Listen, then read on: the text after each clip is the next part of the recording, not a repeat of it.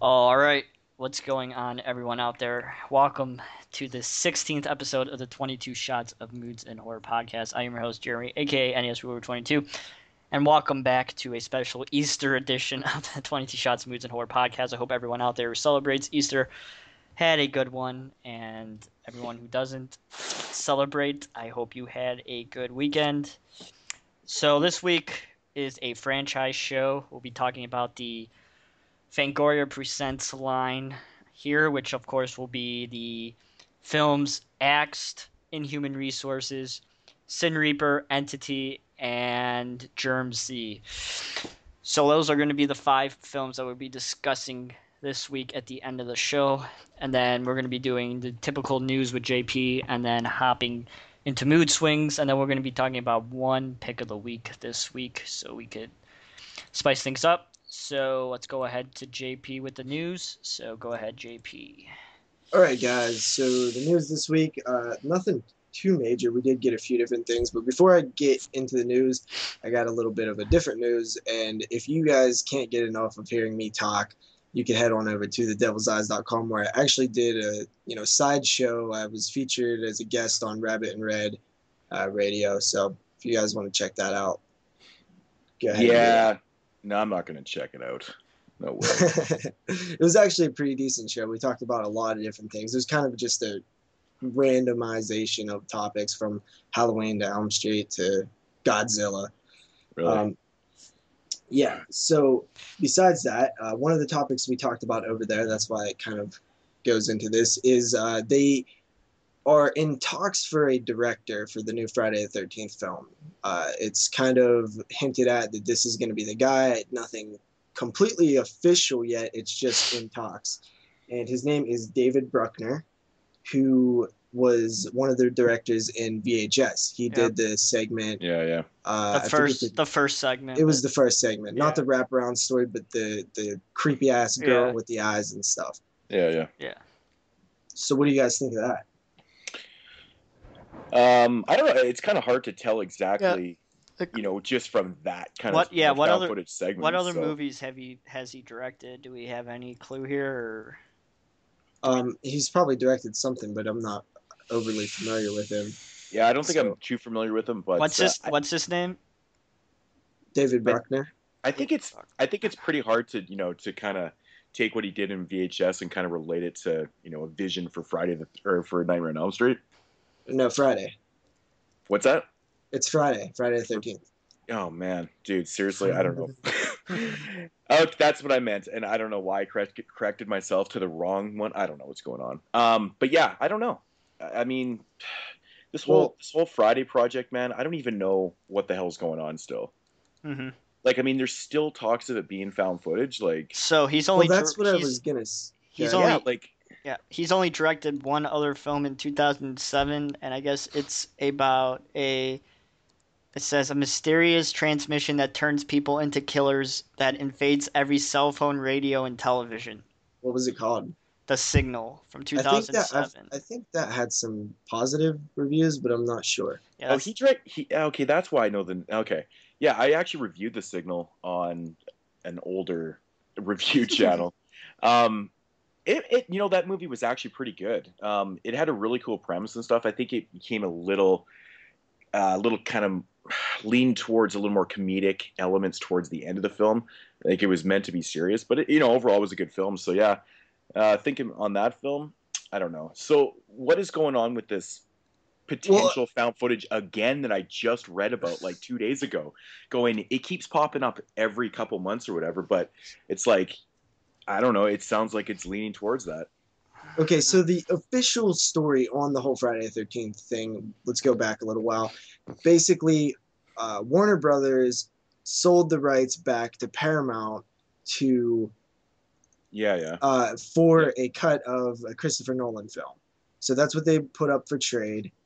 And they immediately started working on this new Friday the 13th. It actually has a release date of March 13th, 2015, so less than a year away. And that's pretty much all we know, besides found footage is still on the table. And honestly, since they got a guy who did a pretty successful found footage short, I'm starting to think that it's they're going to go forward with that. If it's true that David Bruckner is directing. Yeah, I mean, that does actually completely make sense, to be honest. But, I mean, I can only hope that it's not going to be, but I don't know. I don't know what to think anymore. I guess we'll just wait. I mean, if they've already greenlit it and they have a release date, I mean, obviously they know what they're doing. I guess we just got to wait for the word, right? Yeah. Now, So, I will say that I like the choice of going with a guy who isn't, because how all the Friday the 13th were made. They picked some random guy who, eventually built a filmography, but usually it wasn't a guy who directed a bunch of movies. So I like that. And if they are going the found footage route, I do think this is a guy who does look like he knows how to do that stuff. So I'm okay with that too. And I'm probably, one of the few people that do think that if done properly, a found footage Friday the 13th can really work. And I just think of it as they take Jason from being the center of attention on camera. And I know you got to be careful doing that. Jason goes to hell and shit, taking him away. People want to see him. But I think it can make him, kind of creepy again, kind of scary again. Oh, man. I don't know. To be honest, I don't know what to think of this, man. Like, It's bound to happen sooner or later, It's bound to happen. I think that we'll probably see it in all the horror franchises, a found footage type thing. I don't think it could work with anything else, though. Maybe Leatherface. I mean, the Friday franchises already had a couple films that went so different, totally different routes. In my opinion, didn't really work that well. Friday 9 and 10, in space and, body hopping and stuff. Like, those are completely different routes. Like, this is on the same level. And those ones didn't work for myself. So, you know what? If it gets announced that it's found footage, I'm just gonna watch it with an open mind. Yeah, I'm just gonna leave everything at the door and just watch it, and just kind of go into. I mean, that's really all I can do, right? Mm-hmm. So I don't really have any more opinions on it until it gets announced. I'll go from there and then I'll take it for what it is. But just the idea of them doing something completely obscure again. Like those other Friday films, it kind of freaks me out a little bit because those were not my favorite films. My only issue is now it's the gimmick of found footage. That's what I don't like. They're doing it because it's the gimmick of found footage, not because they have a solid idea around it. And that's my main issue. Yeah, that really fucking sucks. I mean, using that, if that's the whole angle and the way they're leaning towards or why they're leaning towards that, I think that's kind of I think it's just a total cop-out, man. I understand. Who cares about this gimmick shit, man? Just make a good film, I don't know. I understand trying to reinvent the franchise. Let's try something, that's going to make it look a little different and get people to notice it. But the only problem is they're going for a gimmicky thing. Because if found footage wasn't so popular right now and this came up, I would be like, oh, they're trying something new. They got, ideas working around, but they just simply see it as found footage is making a lot of money. Let's attach it to Jason because Jason makes a lot of money, double the money. That's what we're going to do. Well, that's exactly what it feels like to me. Just jumping on that bandwagon. Hey, let's do this. It seems to be working pretty well. Remember that movie that, cost $10,000 to make and they made like $90 billion? Yeah. And so that's basically what, it's coming down for me, but I don't know, man. It's going to be weird, man. It's going to be weird. I do want to wait to see what it looks like and then we'll be able to go from there. Okay. So my other question is, has anything been revealed about this new Friday film? Is it, a sequel to the I hate that's calling another it, thing, dude. I hate calling it a remake. I guess what do we always call this one? It's not a remake per se. It's kind of just a new Friday. I don't know, but is it going to be attached to that? Like, I have no idea. I would honestly think that it would be a new story, like some Blair Witch kids going out into the woods, make a documentary about, some fucking, killings that happened in Crystal Lake in the 50s or whatever era they set it in. And, it turns out this Jason guy is a real person and they're stuck out there with him. That's probably how it'll go down, if I had to guess. Yeah, who knows? I was just wondering if it was going to be, connected to the other one or Now, what. I seriously doubt. Like, all yeah, right, I can see them just they doing. need to set it in the winter though, and then they need to have them playing hockey on the pond, and they need to have Jason come out with the mask on, and they're going to think it's their buddy, the goalie, and That's not they need bad. to And have. That's there not comes bad. and here comes I've Brent heard that scene and before. here comes Everybody's been Brent talking about Seabrook that and forever. just fucking nails freaking Jason into the boards and breaks his neck off. Yeah, If anybody like saw one that guy's hit. out there shooting goals, and Jason just walks out onto the ice, and he thinks it's his buddy, and he slaps the hockey puck at him, and then Jason, kills him and whatever. He has to kill him with the How can hockey you stick not do though. that gag in the winter? Has to kill him with the hockey stick. Yeah, I mean, that makes Yeah. sense. Yeah, I like that idea. It's fun. Okay, so after that, there has been a trailer released for the Rosemary's Baby miniseries. I don't know I guess this would be considered a remake, but you're kind of doing it in a different format, so it's like kind of an adaptation, maybe. Yeah. Um, it's going to be premiering May 11th and May 15th. It's a 4-hour thing, so 2 hours one night, 2 hours the next night, and there is a trailer out. It was a teaser trailer. I watched. I don't know. What They channel? seem like they're doing actually. I want to say like NBC, ABC, one of those BCs. One of those big networks. Nice. Yeah. So yeah, I mean, I'll probably watch it just for curiosity. I don't know. It's something on TV, maybe. I don't know. Yeah, I might check it out too. I probably will. I mean, they're most likely gonna, release it too. So maybe I'll just pick it up when it comes out on media. Honestly, because it's a miniseries, I'm like a lot less offended than if it was like a remake of, the classic Rosemary's Baby. It seems like because it's a different format. I like miniseries. I like, made for TV stuff. It's cool. Yeah, some of it's pretty good. I mean, it can be hit and miss with me a little bit, but Well, it's been mostly missed in like the last couple decades, but yeah, that's exactly what it is. I mean, when I look back to, like we've talked about this before, but the 70s TV films were really good. There's a lot of good ones. It really did go downhill in the last 20, 25 years. Some pretty bad they ones. just don't have that big event feel to them anymore. Like, because even in the really 90s, don't. they had that. Like, I remember getting excited for like a Stephen King movie in the 90s or something, Yeah. So after that, Hemlock Grove season 2. This is that Eli Roth produced werewolf show, who's kind of got a lot of negative reviews when it came out. The second season is going to be premiering July 11th at midnight. It's a Friday. So yeah, if you an avid Netflix watcher and you're looking for a show to get into, maybe brush up on season 1 and check out season 2. So it's been getting like a lot of negative reviews. I haven't actually even really read that much. Yeah, like I remember reading some things about it and stuff, but I actually completely forgot about that, to be honest. So yeah, I don't know. Has it been released on video?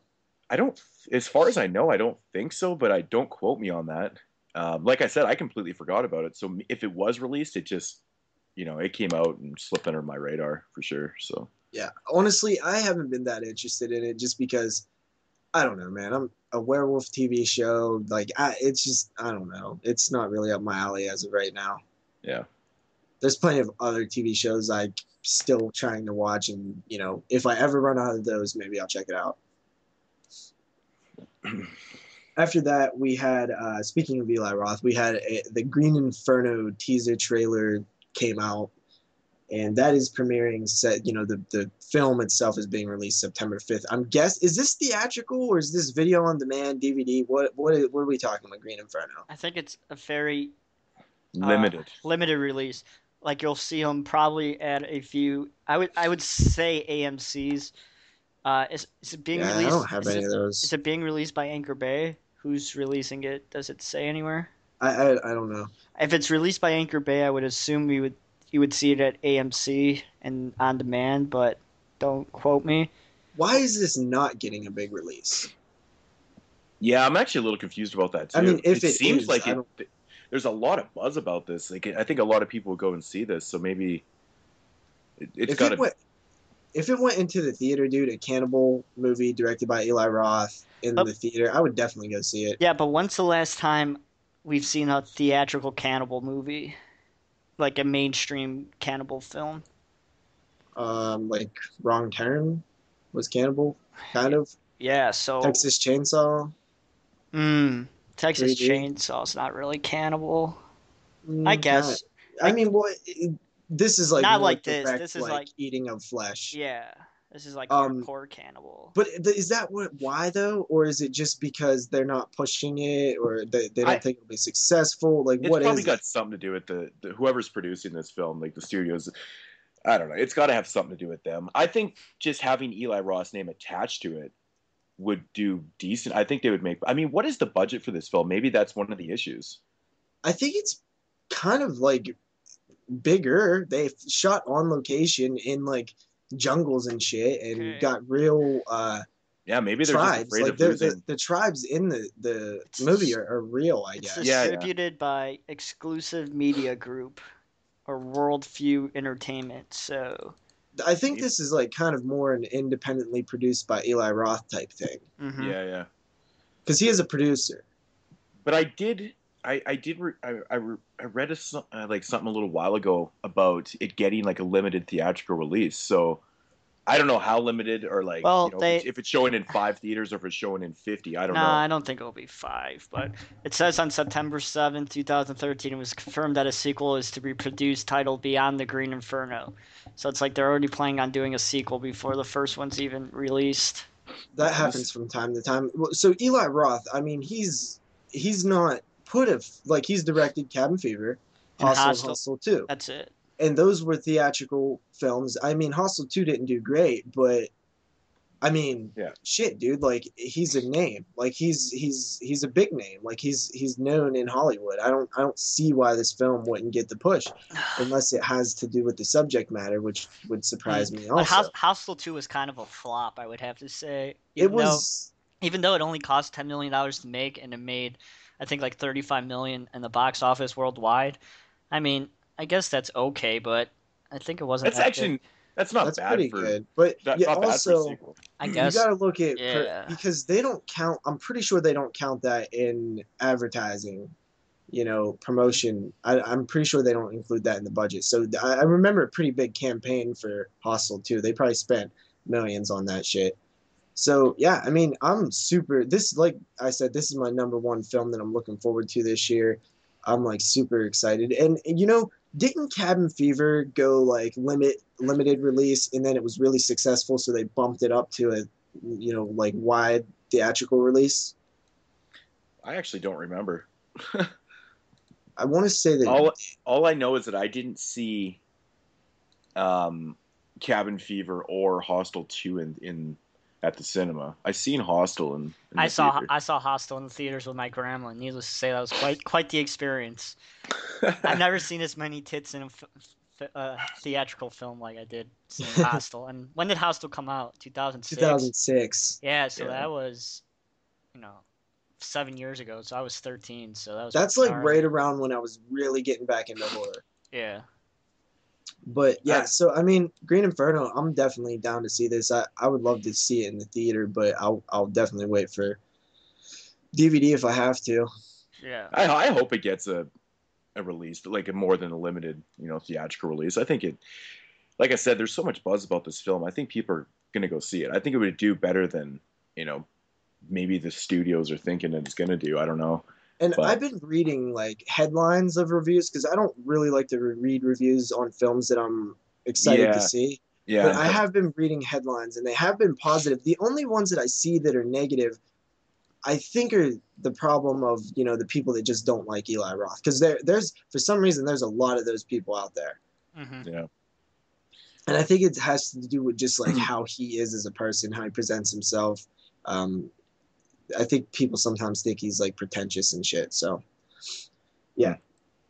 After that, Eric England, who did Madison County, Chilling Visions, and the new Contracted film, has already began working on a Contracted Yep. phase 2. He shot an Instagram out with a Oh, screenshot yep. of a of a title. Now this is just a pitch. There's no green light or anything. He's just like gonna pitch it to the studios or whoever's gonna produce the potential contracted to. I think the film is doing very well for IFC. So It's been doing really well actually. I could think yeah, I could think we could see a sequel here because I really think it's doing quite well. Yeah, it was a great film. Great film. Yeah. All right. After that, we have I Spit on Your Grave 3. Oh. Yeah. So really? Yeah, I know, it's fucking crazy. If I would have told you in 2005 that there would be like 3 I Spit on Your Graves by like 2015, what would you say? Like, you'd be like, what? It's just so funny because the story is basically the same. You're like, yep. You're like, I Spit on Your Grave. It's a rape revenge film. It's like the Hangover films. It's the fucking same thing. Oh fuck, it's so funny. Yeah. So I mean, well, technically this will be the 4th one. Yeah, that's just nuts. They don't have a director or a writer, but it has been greenlit, I guess. This one, it's going to be following a killer who is using a crisis hotline to target rapists. So I guess maybe she has been raped before, and now she's going after rapists through the hotline. Oh, yeah. Or something. I just on that note, it's kind of funny because I was like literally looking right at it. I actually watched I Spit on Your Grave 2 this week, and how was that? I actually didn't mind it. It's another I Spit on Your Grave. It's a rape revenge film. I didn't think this one was as brutal as the first one. People have been talking about like how the original, or the first one is in the remake. Well, I meant the first remake. Everyone's been talking about how brutal it is. It's like, I haven't watched it yet, so it's I seen you picked it up though. I picked it up last night on Blu-ray for the second time. So I don't know. I mean, there's some nasty parts with her revenge towards the end of the film and stuff, but I think the rape scenes to do with her and stuff, I don't know, man. I didn't find it as vicious as the first remake. I haven't seen the first remake. But her revenge though. Blu-ray. Her revenge is pretty nasty though. Fuck. Yeah. I was like, oh yeah, that one hits home with every guy for sure. Something must happen to the dick. Yeah. Oh man, dude, it's actually painful to watch because it gets kind of drawn out a little bit. It's terrible to watch, man. I was like, holy shit. I'm not the biggest fan of the original I Spit on Your Grave, to be honest. I like it. I mean, I was actually having this conversation yesterday, actually. It was at HMV, and I was buying, I was picking up demonic toys on Blu-ray. And I actually overheard the guys, they were talking about... Demonic toys, is that the one that you almost picked up here? No. Is that the Tom Holland? What was that one? Oh, okay. What was that one? Demonic Toys is a full moon film. Yeah.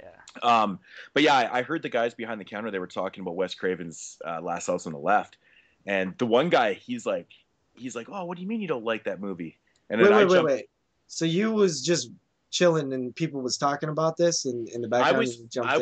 I was standing in line. I was walking up to the counter to pay for my Demonic Toys Blu-ray, and I heard them talking. I actually talk to these guys all the time in there, and they didn't even notice I was in there, which was weird because it was just I walked into a conversation. I totally just jumped right into it. It was great. Anyways, the one guy in there, he was like, I'm not a big fan of I Spit on or Last House on the Left, and the other guy's like, really? He's like, oh, I love that movie. So I jumped in the conversation, and I told him my feelings about Last House on the Left, and then we started talking about I Spit on Your Grave and stuff, and then we were, kind of got in the conversation about, is it kind of dirty and wrong to be like, yeah, I'm a really big fan of I Spit on Your Grave. I love that film, and we were all kind of laughing about it, but it's just one of those things. It's like I personally do like the film. I mean, obviously what's depicted in the film is terrible. Whole show based on, you could do a whole show talking about, the concepts of rape revenge films. Yeah. And your opinions of them. And like I tried to say, to the one guy, I was just like, you know what? It's just a movie, man. And that's really what the slogan was when it came out too. It's only a movie. It's only a movie. Right. And I'm like, I don't feel dirty for liking I Spit on Your Grave. Like, I personally am not a big fan of Last House on the Left. That's just me. You think that I Spit is better than Last House? That's your preferred one? Totally. And I don't think by any means that maybe, actually I do think it's a better film. And the thing, Last House on the Left drives me nuts in parts though, because It's the comedy. the The soundtrack, stupid man, comedy, like bumbling police, and like that's what kills it for me. I know a lot of people enjoy the soundtrack to the movie. I find it Oh, completely Jesus irritating. Christ. I find it so irritating, and I hate the police. There's certain elements of that film I They just did a lot of that don't. in the 70s, though. That a Yeah, lot of that like cut to like yeah, bumbling yeah. noises and shit. I don't know and why. and those type of elements to that film really take me out of it. And I'm not a big fan of that movie. Like I doesn't have replay value for me. I Spit on Your Grave, though, on the other hand, I find it to be, it's definitely not a comedy at all. It's very kind of serious toned and stuff, and I don't know. I just find it more enjoyable to watch and as a whole. So, but Yeah. See, my thing is, I don't know, man. I can't really. I never really seen like. I can't say I like any rape revenge film really. Like it's I kind of don't weird. know. I'm I not seem to against like them or anything, but I just yeah, I seem to like a lot of them. Like because after we were having this conversation, I started thinking about it, and I was like, man, like, is that fucking wrong that I like all these movies so much? Like, I don't think it's but wrong at all. I don't really understand people who do think it's like wrong or whatever. But I so I like Death Wish. I like Last House on the Left remake. I thought that was really good. Except for yeah, the end. I was. The end kills it, man. I know we talked about this before, and that's the thing. I don't mind the remake. I saw the Devil pretty solid too. The fucking end of that movie is so over the top and stupid. I'm just like, ah, really? The microwave and shit. I'm like, But see, I fucking. gotta give credit to like the scene in Last House on the Left, and I've heard many people talk about this, but it's the moment right after they do like the damage, and they're just all standing around like looking around. They're all got grass and blood all over them and shit, and David Hess is standing there, and they all look just disgusted with the acts that they committed, but they just gotta like finish it up. And I've heard so many people point that out, but I think that's one of the most real looks of like any like serious situation like that I've ever seen. Yeah, yeah. But anyway, so I Spit on Your Grave 3 is coming out. And after that, there was original, you guys know how Cabin Fever 3 Patient Zero's like coming out, right? Don't tell That's me like, I read about this. Are you going to say that they're remaking Cabin Fever? well, so what they was going to do was they Just was fucking read filming that too. Cabin Fever 3 and Cabin Fever 4 back to back. Well, Yeah, now the company that was producing that dropped out. Another company picked it up, and Cabin Fever 4 is now Cabin Fever Remake. So, dude, what the fuck is going on, man? That is not cool. Like, yeah, so I'm Cabin so Fever 3 frustrated right now. was it first was going to be on a cruise ship with the infection. It was going to sound like a sequel to Cabin Fever. But now that they're remaking it, I'm like, wow, how old is this film? Like 11 years old or something? Yeah, I mean, the age doesn't even really matter. I mean, fuck, they make remakes Yeah, like that is 8 true. months after some foreign films come out. So, Yeah.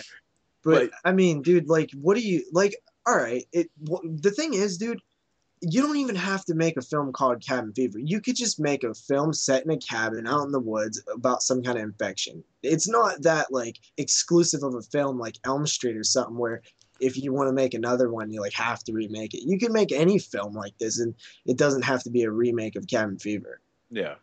Mm-hmm.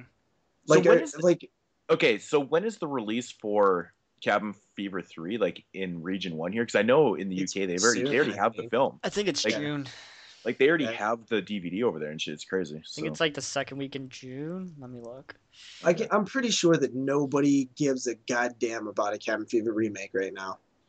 No, why not? I can't imagine getting excited for it. There's the original Cabin Fever is not like dated or anything. Like you can watch it right now and it still holds up like perfect. It still feels modern as hell. Like it feels like there's no. It's just another unnecessary remake. That's all it is. But this is like on another level unnecessary to me, man. It's but like, just how do you? That's such a bizarre thing. I don't even know what you do. How are you gonna one up it? How are you gonna one up Cabin The third Fever? one is coming out, and then they announce a remake. It comes out in Canada on May 22nd. There's no U.S. release date yet, but Canada it comes out May 22nd. Weird. I wonder why it's getting released everywhere else, but yeah, it's because they got to make room for this remake that's being produced in the U.S. But don't you think that's kind of bizarre though? Like releasing the third film and then announcing a remake like at the same time. Like Absolutely. that's just so bizarre. I don't think that's ever happened before. A sequel's come out in a franchise and then they announce a remake at the same time. I don't think that's ever happened. Really weird. Yeah. Okay. After that, I don't even know what to say anymore. the co-writer of Insidious and Insidious 2, not James Wan, but the guy who co-wrote it with him. The Saw guy. Yeah, he co-wrote Saw with him too, I Yeah, believe. yeah. So he's been around. He tweeted out the other day, Insidious 3 is a lot more like part 1 rather than part 2. He says that he's working on it right now, so he thought he would let those who care know that it's headed, it's being made. He's writing it, but it does have a release date of April something 2015. So they pretty much better get a move on it if they plan on making that deadline. I gotta say, without James Wan, man, I mean, because Insidious to me is a lot of visual and sound more than actual story. It's really visual. It's a visual movie, and its tone and setting and atmosphere like has a big part to do with its effectiveness. And I just because you've been there to co-write it from the beginning, I don't know if you can still have the same vision that James Wan had. Mm-hmm. Well, I should probably get on watching the second one. I still have yet to even pick it up. I keep seeing it around for like dirt cheap, and I just always pass on it. I don't know what it is about that. Wow. You guys have seen the sequel, though, right? Yeah. I've It's Ty West, so Wait, yeah, what? Ty West directed the sequel. No, James Wan directed the sequel. Oh, you're talking about Yeah. Insidious. I thought you were still talking about Cabin. No. Oh, Cabin Fever. Ty West Cabin Fever, man. That movie makes me gag. I'd like to You see know a he like director's- completely disowned that Yeah, thing. I'd like to see a director's cut of that film. Yeah, he was like super pissed off about that. He doesn't even like talking about it. Yeah, like that movie got hacked to shit, didn't it? I think it was a big studio interference or something. So Yeah, I would actually like to see a director's cut of that. Even the version that is released is fucking gross, though, man. There's some nasty parts in that film. I man. got to the part where there was like a chick in a bathroom or something with a dude or something. I can't really remember. People hate that movie so much, it seems like, and I think I'm in the very small minority that actually kind of digs it, though, because it makes me gag, and I any film that just brings me to that level, I can't stop watching it, man. There's something about that movie, it's fucking gross, man. Ugh. It's probably pus and shit. With me with That's what I pus. was thinking. I can't handle pus and fucking nasty. Even thinking about it's giving me a stomachache, man. After that, IFC Midnight acquires the guy who directed The Pact. They acquired this film called Home, which is supposed to get a VOD and limited theatrical release later this year. Cool. So Nice. another IFC Midnight. Yay, more money for me.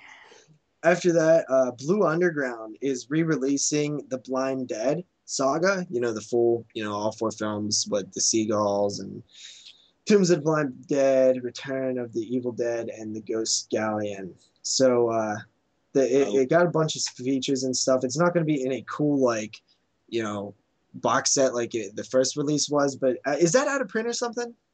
It is out of print, but you can still find it around though for relatively decent prices.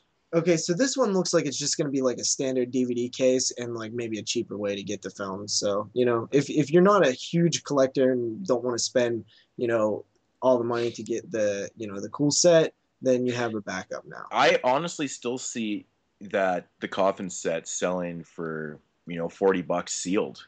Oh, really? So yeah, like it's then actually I don't not know that why bad. the hell they're doing it because it's not a Blu-ray release.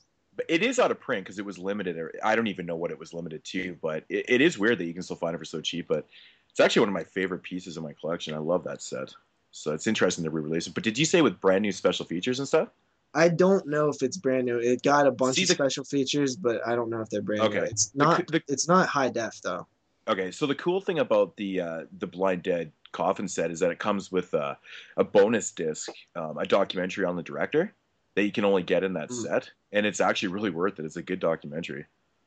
So, Okay, After that, Sci-Fi renews Face Off for the Nice. 7th season, which I'm always happy to hear this. I'm That's a cool glad show. that this show is successful. That's a cool Like show. I haven't watched since like the 4th season, but not because I'm uninterested, just because I don't have time for TV unless it's, you know, something that I'm watching on DVD or whatever. But I mean, I'm like thrilled that this show is like has such a strong following because it's all about, you know, special practical effects. Yeah. That's so cool to me, and a lot of horror stuff in there too. Yeah. So that's good for Face Off fans. And after that, we have David Cronenberg's Scanners Criterion. Criterion release. So awesome. Yeah, that that's comes awesome, out July 15th on Blu-ray and DVD combo pack, along with standard DVD if you want that. But who the hell wants that? I am actually gonna pick that up. That gave me a boner when I read that. I like the cover. Yeah. There's, you know, of course, tons of special features and stuff. And finally, for this week in news, we have Pumpkinhead 1 and 2 are announced by Scream Factory. And before we talk about this, I do want to direct you guys to where it was first announced, and that was on shocktodrop.com. They did a video choice cuts, and Ryan Turek, the guy who runs Shock, he did a sit-down interview with Scream Factory, and there's kind of a lot of information in that video that they didn't, you know, they talk about just releases in general. And I did find out that, Moodz, I'm sad to say, the TV Terrors did not do well at all. Fuck! That actually pisses me off, because we were just talking about how, come on, peoples, you need to buy that shit so we can get a volume 2. So basically what you're saying is that we're not going to see a volume 2? Well, basically in the video, which I recommend everybody go check out, it's very cool sit down, and they did announce these titles on there first. They said, you know, that when they decide what they're releasing, either special edition or collector's edition rather, or DVD, or, you know, double pack, they have all these ideas, and they were like, you know, TV Terrors was something that we didn't know. We didn't know if it would sell well. We planned on doing more if it sold well. And unfortunately, it didn't catch on. People didn't really buy it, and it was just a blow. I was like, no, because I remember originally hearing them talking about it and saying like they have tons of, you know, TV movies that they can get a hold of. So, shit, man, brutal. That's really, really disappointing, because I really enjoyed both those movies that were on that pack. Thought they were good. JP, I haven't heard any feedback from you about these Pumpkinhead releases. You know, it got released. I didn't see you comment on anything. I know you're probably screaming your pants, but so okay. Getting back to the Scream Factory thing though, have they said anything about putting out like another all night marathon? Well, they did say this a while back. They announced it was like a pre-announcement, you know, where they'll announce that they're about to announce something. Yeah, I don't get that either. In the comment, one of them was like, I bet it's All Night Marathon Volume 3. And they're like, it's not, but we do have another one planned. So I really would like to see another one of those. From what I understand, those sold really well. Well, yeah, I mean, 4 films for $8. Yeah, everybody you can't was really picking those that. up. Everyone was picking those up, so yeah. That's cool, though. So Pumpkinhead 1 and 2, and I gotta say, I'm oddly excited for Pumpkinhead 2, and I don't know why. I mean, I'm really, really super stoked for Pumpkinhead 1, but I was like, really? Pumpkinhead 2? There's no way that this film deserves to get a high-quality release like that, but it makes it cool that it is. I don't know. It's just like, really, now, Pumpkinhead 2? That's kind of neat. Is it going to get a collector's edition? Like no, Pumpkinhead the collector's is just Pumpkinhead, and Pumpkinhead 2 will be released the same day, but on non-collector's edition. Okay. But still, I just want to do a Pumpkinhead back-to-back. I was so shocked when they announced Pumpkinhead 2. Yeah. I just thought that was so interesting, but I think it's cool, though. I love the original theatrical art for Pumpkinhead with the claw on the face. Oh, my God, dude. That shit is so awesome. And dude, I can't wait to see the artwork. I'm super stoked for this release. I mean, Pumpkinhead is one of my all-time favorite horror films. I think it's so underrated. And can you just wait to see like the atmosphere and the fog and just all the beautiful lighting and creature effects in HD? Like, this is gonna be great. Yeah, I actually just recently watched Pumpkinhead again, and that movie's just so awesome. Yeah, I can't wait to see it on Blu-ray, man. It's gonna be so sick. That movie does have one of the coolest atmospheres. Oh yeah. I love it. Oh, Man. for sure. I've man. seen him 35 millimeter. It's It fucking just awesome. screams atmosphere. Yeah. And Awesome. that's it for the news, guys. Lots of interesting things, huh? Yeah, announcements, man. Lots of announcements. I always get super stoked when I hear about Criterion releasing horror films. They don't release a whole lot, but Not too many. But when they do pick some good ones. Now they just have to get on top of Drive, and everything will be a-okay. All right, Yeah. so now we're gonna go head over to Moodz for this week's Mood Swings, where he asked a question this week: what are your top 5 favorite slasher films of the 1990s? So I figured we'd answer these first, right, guys? All right. Yeah. Well, first off, thanks to everybody for answering the question. I kept getting feedback from people saying it was a hard question. Yeah, I mean, it's a little harder, obviously, because there's not as many to pick from, and the quality of slashers in the 90s obviously was not of that of the 80s. So, but the lists were interesting. Some of the picks on here I expected to see throughout the list and stuff, but yeah, so top 5 slashers from the 90s. Martin VP, he had a number 5, Urban Legend. I remember seeing that movie actually in the theater when it came out. I really enjoyed that movie. I thought it was a good one. What do you guys think of that movie? I haven't seen Urban it, actually. With Daniel Harris. With Urban Legend? Yeah, Daniel Harris is in that. Yeah. She's like the goth chick. Actually, it's a pretty you know what, it's got man? an interesting cast, actually. It was cool. I haven't watched it in a while. I remember the idea behind it really cool, but I think I rewatched it and it really felt like kind of like a generic slasher afterwards. Yeah, like the initial appeal of it was like really interesting, but then it kind of like went downhill a little bit the second time I watched it. You know, to be honest, I had the same thing happen to me. I really enjoyed it when I saw it at the cinema when it came out, and then I remember watching it about in the mid 2000s again, and I was like, "Wow, that movie is not really that great." I did recently pick up the other two. Yeah, the trilogy. So I'll probably sit down and watch all 3 of them. Then I watched it about 5-6 years later, just a couple years back, and I was like, man, I what? I was like, I'm not really digging this. It's not the worst thing in the world, but it really didn't get better with time. It's like it just didn't. But honestly, the second Urban Legend film, I'm not a fan of. I think it's actually quite shitty, but the third one's actually pretty good. I like the third one. Okay, anyways, getting back to the list. Number 4, Scream 2. Number 3, he had Halloween H2O. Number 2 was New Nightmare. And number 1 is Scream. Of course. Now, see, okay, I was interesting to see both Scream 2 and 1 on there. Martin also said that Prometheus, that's a bad movie, guys. What are you talking about? Yeah, I know. Yeah, it's funny, actually. You know what's funny? My buddy Keel, he listens to this podcast all the time, and I wish he would comment, but he texts me up. He lives in Toronto, and he texts me up, and he had to get in on it about the Prometheus conversation that we were having. He's like, dude, I can't believe you guys like that film. He's like, it fucking sucks. Let me ask you a question. He was like ripping into me. He's like, I can't believe you guys are giving that thing a pass. He's now, like, this guy a big Alien fan?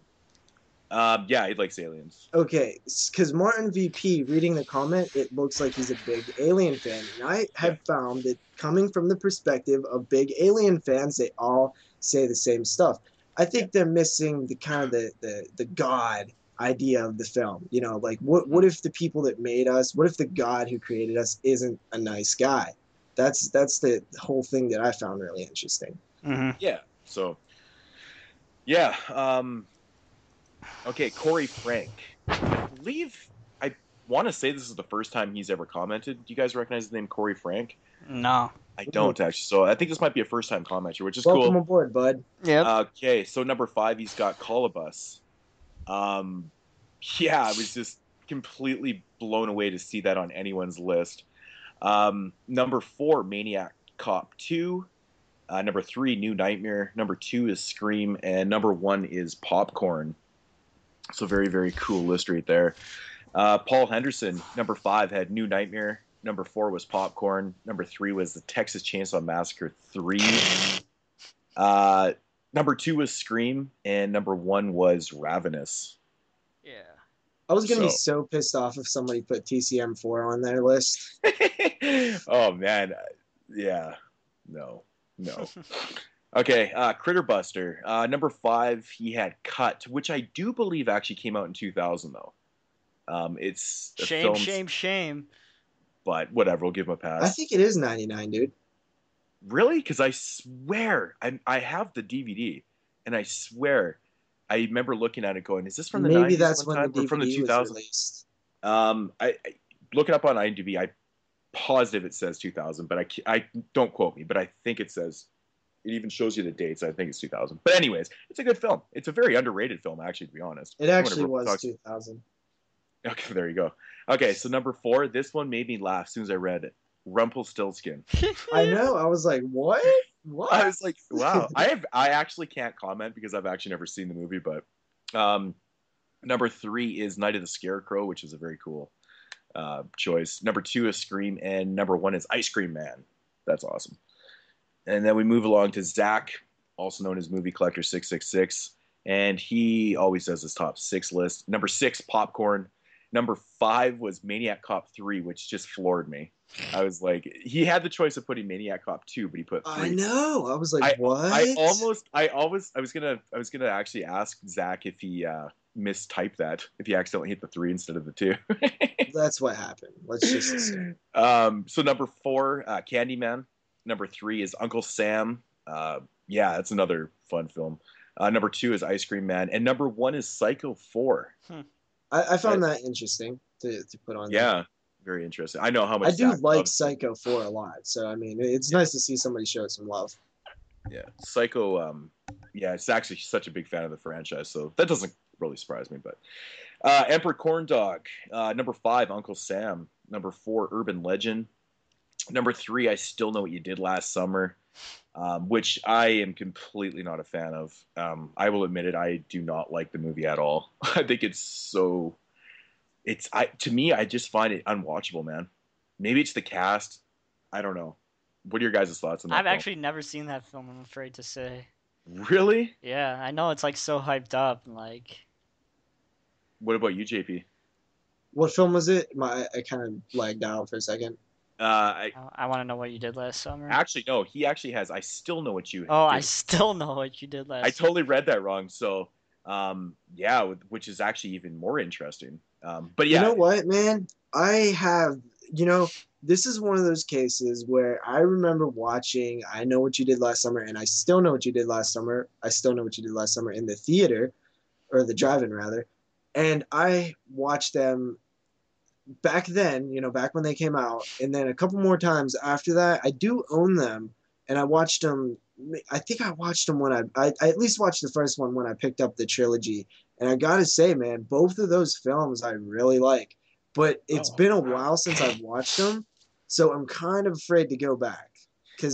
I actually watched the first 2 movies. I want to say last summer. I just randomly popped them in. I hadn't seen them in years and years and years, and I was just I could not get into them, man. I thought the first movie, I found myself checking the time, going, really, "This dude? is so bad," and like just it is like bad. I remember, like, what are you waiting for? Like that whole scene was terrible. Revisiting it, like I remember that, but I love the beginning. Like it kind of, I love the feel of it. It kind of feels like summer to me. Like you know what? To be just honest, finishing up school and. I like it. I agree. The beginning of the film is actually pretty good, but I think the whole second half of the film is complete ass. But that's it's really cliched from what I remember. It's like so cliched. Cats jumping out of closets, cliched. That type of stuff. Totally. Yeah, totally. So, anyways, sorry about that, Emperor Corn Dog. I read that wrong. I Still Know What You Did Last Summer in number 3. Honestly, I got to revisit these. Maybe this summer to kick off the summer, I'll check them out. I don't even have the third one. The third one's like. Wait, there's a third it's one? Like really like meta. Yeah. Like, what's the name of it? Like I still want to know what you did last. I always know what you did last summer. Oh boy, I always know. Okay, number 2 is Leatherface, TCM3, and number 1 is Scream 2, which I do remember. I actually remember him saying that he liked Scream 2 more than the original one. There's a lot of people who do, and I seriously do not get it at all. I don't see how on earth the second one is better than the first one. Well, I mean, it's not that he's saying that's better. He just likes it more. Well, Right. yeah, that is true. Right. I'm not saying him specifically, but I've heard people say that, and everybody's allowed to have their own opinion and stuff. But I'm really curious to just know, like, I want to know why people think that, because honestly, dude, Scream 1 and Scream 4, I really, really like. Scream 2 and 3, I don't revisit like unless I'm doing a marathon. Yeah, part 3, I haven't Part 3 seen in is a long just a time. huge step down, but Scream 2, besides like Neve Campbell looking the hottest in part 2, that's it for me. Like, I don't find it better or anything. I don't know. I'm really curious to know why. Like, what is it about Scream 2 that people like so much? I don't know. It's better than I always know what you did last summer, though. Yeah, Which I'm thinking sure. about writing a fourth film called I Sorta Kind of Really Want to Know What You Did Last Summer. That would be like, I'm pretty sure there's a spoof named that by now. Oh, really? Actually, I think there is. It's something along those lines. But no, I got the Scream, box set here with all 4 films, or 3 films, and then I have Scream 4 on Blu-ray. And I love Scream, man. I grew up with Scream in the 90s. I love Scream too, but, I just don't revisit it a lot.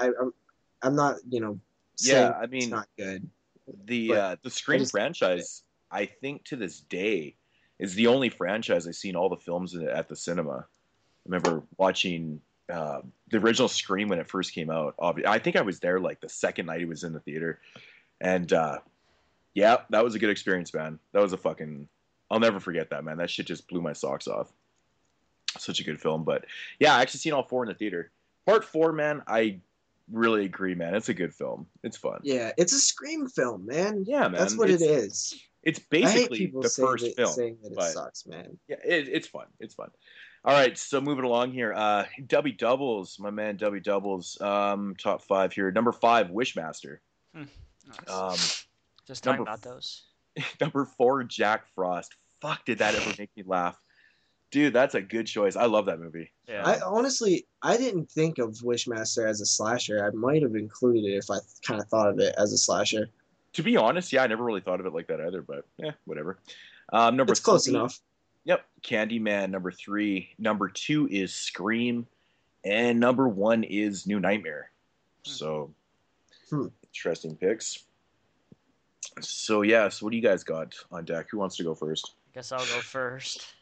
Number 5, I have Halloween H2O. Number 4, The Dentist. Number 3, Candyman. Number 2, Ravenous. And number 1, Child's Play 2. I knew you. I was about to say, there's no way this kid does not have Child's Play 2 on his list. You know, it's so weird. I never think as like Ravenous as a slasher film. It's so weird. Like, I didn't even have it in my full list I even made. It's random. So, I thought that more people would actually have The Dentist. I was kind of. It's funny. It's funny that you brought that up because I was actually just ready to say that. I'm very, very surprised about that. And actually, there's one movie that hasn't been said yet, and I'm just fucking blown away that not one person has mentioned it. But you want to go, JP? Yeah, I'll go. So number 5, I really had a hard time with. I just, I either would put H2O there, like Jeremy, Halloween 6 there, or the one that Leprechaun 3 was another one I was thinking of. But thank God not Leprechaun 4. I went with Jason Goes to Hell. And I know people don't like it. Are you actually being serious right now? I'm being serious. I really like Jason Goes to Hell. It's a good movie. See, nobody can take me serious when I say that. This is actually number 5. Yes. I just want to clarify. This is number 5. It's better than Leprechaun 4. Contemplated putting I honestly contemplated putting I Know What You Did Last Summer on there too, but I went with Jason Goes to Hell. And I really was kind of conflicted with Halloween 6 because that one's really been growing on me. But no, Jason Goes to Hell 6, to be honest, is one of those. It's one of the first Fridays I've seen besides part 7, I think. And honestly, dude, I like the idea of like Jason is gone and you miss him. And then he comes back and he's the most badass epic thing that he's ever been. His presence is like undeniably badass. And the whole body hopping thing, man, I look at it like Halloween 6. You got to explain something by 9 films. You got to go somewhere with it. And I don't think it's the worst place they could have went. Yeah, and nobody okay. gives a damn No, fuck because everybody hates Jason Goes to I Hell. kind of like Halloween 6, to be honest. You know what, man? This girl, like Halloween 6 is becoming like in my like top 3 almost. It's pretty crazy. I really like Halloween 6 now. Top 4 actually. So number 4 is Child's Play 2. Solid film. I really enjoyed Child's Play 2. Then number 3 is Leatherface 3 because everybody was calling it TCM 3, but it's actually Leatherface Texas Chainsaw Massacre 3. Thank you, JP. No, I'm just kidding. No, but yeah, I actually wrote it down as TCM 3. So yeah, I really like that one. You know, got a solid cast and stuff. Ken Foree. It's fun. It's a cool chainsaw film, and I really like the franchise. Besides Part 4. Then number 2 is Candyman. Of course, man. Candyman is awesome. And of course, number 1, I don't think anybody would be surprised with this, but Scream. Yeah. It's the best 90s slasher. It's one of the best ever, in my opinion. Yeah. I honestly, I didn't see that coming. What, Jason Goes to Hell? Or No, Scream at number 1. I had no idea, man, that you like Scream that much. You like Scream that much? Wow. Dude, the end scene, man, is like one of my favorite. Didn't we just talk about this? Wasn't this on my endings list? My top 5 endings? Dude, it's amazing. Like, the whole way the end plays out, I love. Yeah, I honestly, I think Scream's a great film, too. I mean, the only problem... You can't deny it, but... Watch Scream now, though, and there's some dated stuff in it. Like you have a cellular phone, boy. What are you doing with that? And then, like... Well, right there alone is dated. Using the word cellular. Yeah. Who says fucking cellular? And then another scene, they're in like the grocery store, like getting chips or something, and Ghostface is like just standing in the back aisle and he like runs away. It's like, what? Are you serious? That is the silliest thing ever. But besides that stuff, and Neve Campbell not being as hot as in part 2, like it's pretty damn perfect. Yeah. Okay, cool. So my top 5 list. Number 5, Popcorn. I'm super stoked for that Blu-ray, man. I know. Who's that? Synapse? Yeah, Synapse is putting it out. I've never seen it, so maybe it would end up on my list after I see it because it seems to be on everybody else's list. It's a good movie. And you can't deny how awesome the cover art is. It's so good. Number 4, and this is the movie I was surprised not to see on anyone's list, is Dr. Giggles. Yeah. Dr. Giggles isn't that good. I really enjoy the movie, man. I like it too, but it's not, man. I don't know. Yeah. Number 3 is The Dentist. Everybody knows how much I love that movie. That's a good double feature, dude. Dr. Giggles and The Dentist. Come on. Totally. Yeah. Remember when we talked about The Dentist when we were doing Burial Grounds? Yeah. That thing was fucking. We had a good time with that. You remember when me and you were talking about The Dentist the whole time? Yeah, pretty much, yeah. But I think it's just a really Corbin Bernstein. He's so good in that movie, man. I fucking love him. Number 2 is Prom Night 3, and yeah, man. Prom Night 3 is my favorite in that franchise. I think it's the fucking totally the best film. It's as long as you watch the uncut version, like the version that we have, you know, Region 1 double feature, whatever. It's like the TV cut. It's like the TV cut version. It's terrible, but if you watch it uncut, it's got all the gore and everything. It's really fucking fun, man. It's a fun film. And my number 1 is Colobus. So I love that movie. I reviewed that. Like I said, I reviewed that movie a long time. It's so good, man. It's like I remember you reviewing that, and because it had a weird title. Yeah, highly underrated. Like I was like when I said earlier, I was surprised to see it on someone's list because no one ever talks about that movie, and I was just like, wow. So this is like kind of a whole nother topic that could go into forever. I just answer it in a yes or no format. Do you think that the name kind of killed it for anybody seeing that film? Yes. Okay.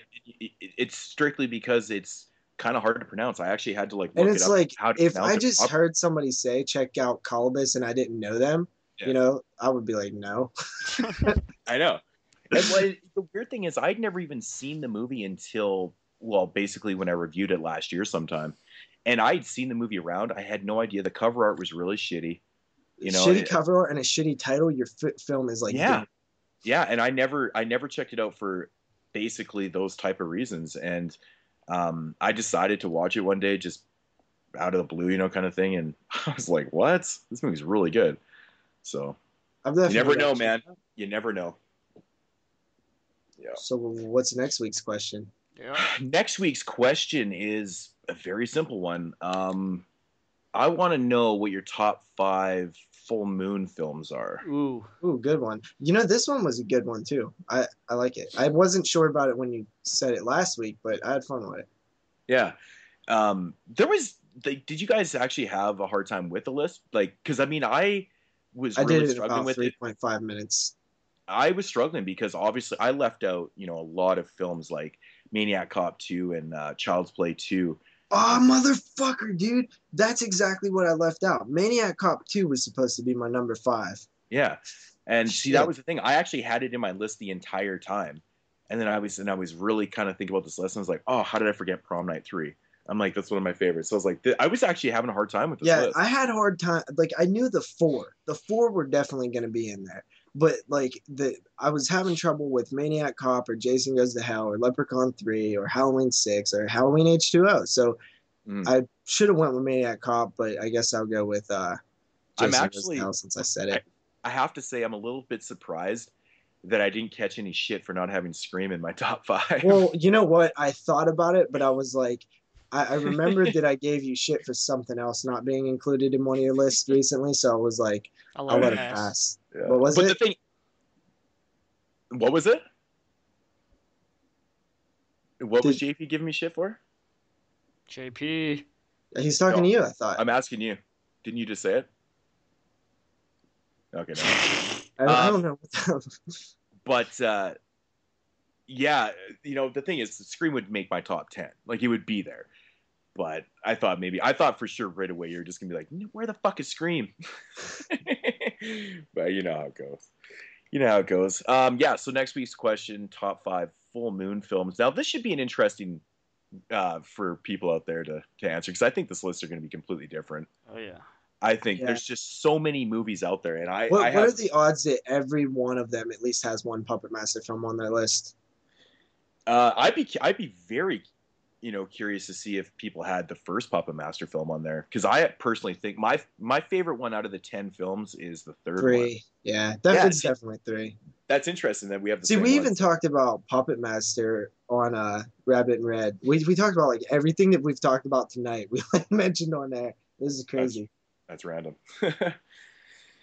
All right, so do you have any more mood swings or? I actually don't. Yes, you do. Yes, you do. Oh yes, I do. Yes, I was actually looking at my list here, and I was like, nah, I'm not going to talk about that. But I do have one more thing.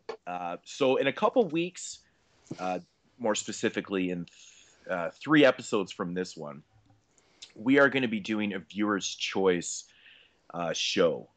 So basically what we're going to do is we want you guys to submit films for us to watch, recommendations and stuff. And then what we're going to do is we're going to pick 3 films, and we're all going to watch them and make the episode out of that. So this is up to you guys. So give us suggestions for films for us to check out and that you want to hear us talk about. Are we going to do this in like a randomizer? No, I was actually going to say, and it helps if there's a reason why you really want us to watch it. If you think it'll be a good discussion, or you think like I'll hate it and everybody else will love it, those are anything you can think of that will help us, that'll make the film stand out. Like if you want to, if you want to recommend films that that we don't like, and you want to hear us talk about them. So if someone suggests the Fright Night remake, that's going to be awesome, because that's going to lead to a really, really good discussion.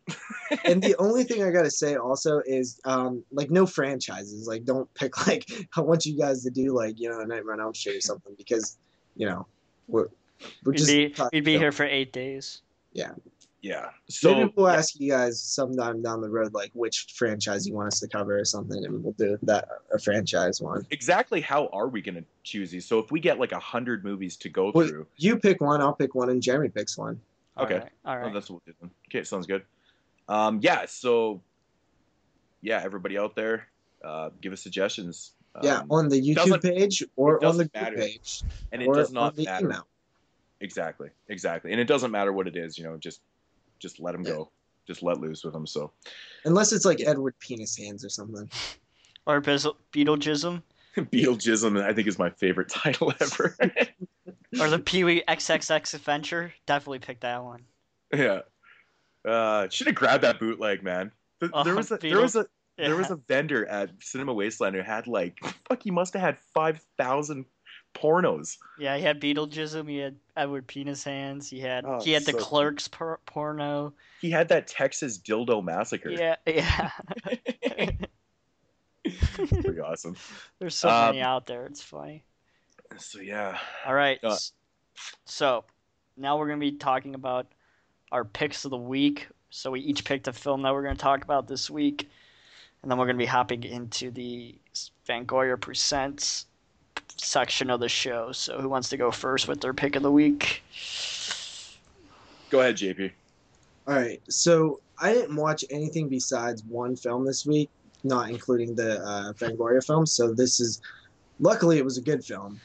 It was the film I reviewed on Body Bags, and that's Spiral. This is put out by, Adam Green directed it, co-written by Joel David Moore, who stars in it.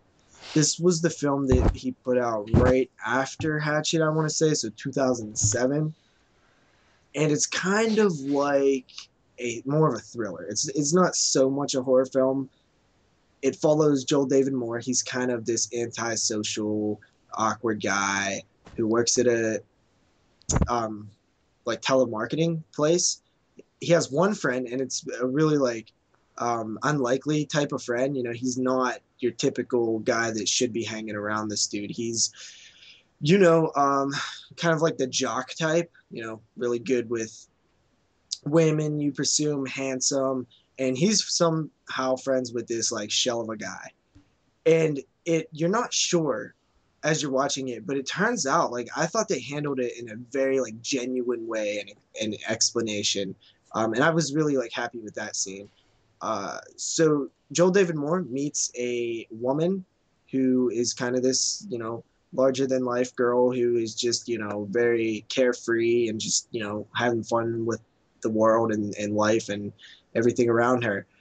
He starts painting her, and eventually things go in a weird direction, or a bad direction, or a dark direction.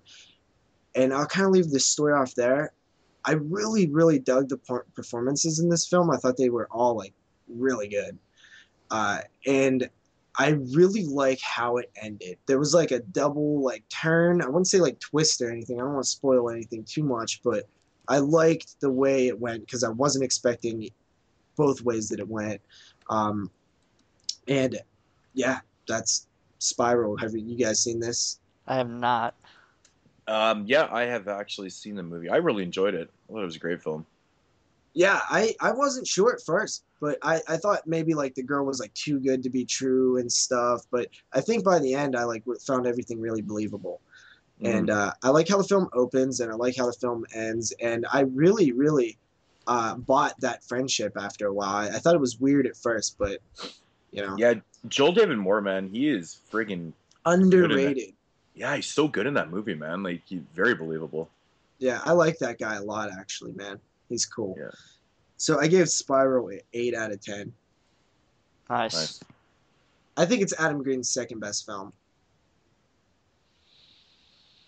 It's definitely a different type of film for Adam Green, that's for sure. I kind of like his films that are not Hatchet. I like Hatchet, but Frozen I think is his best film, and I think Spiral is his second best film. So yeah, interesting. Yeah, I think he should do more stuff like this, man.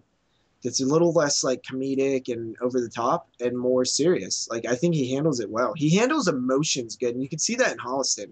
As silly as it is, some of the emotional scenes he kind of nails as genuine feeling. Mm-hmm. Yeah, I think Frozen is a really, really well structured film. Yeah, Frozen's so good. It's such a good film, man. And I remember when I first watched Frozen, thinking to myself, going, "Wow, Adam Green is actually, a lot better than people give him credit for." You think of Adam Green, what's the first thing you think of? Usually Hatchet, right? Hatchet. And actually, speaking of Adam Green, really quick, we didn't answer last week's question about the Splat Pack thing. Then we found out what the Splat Pack was.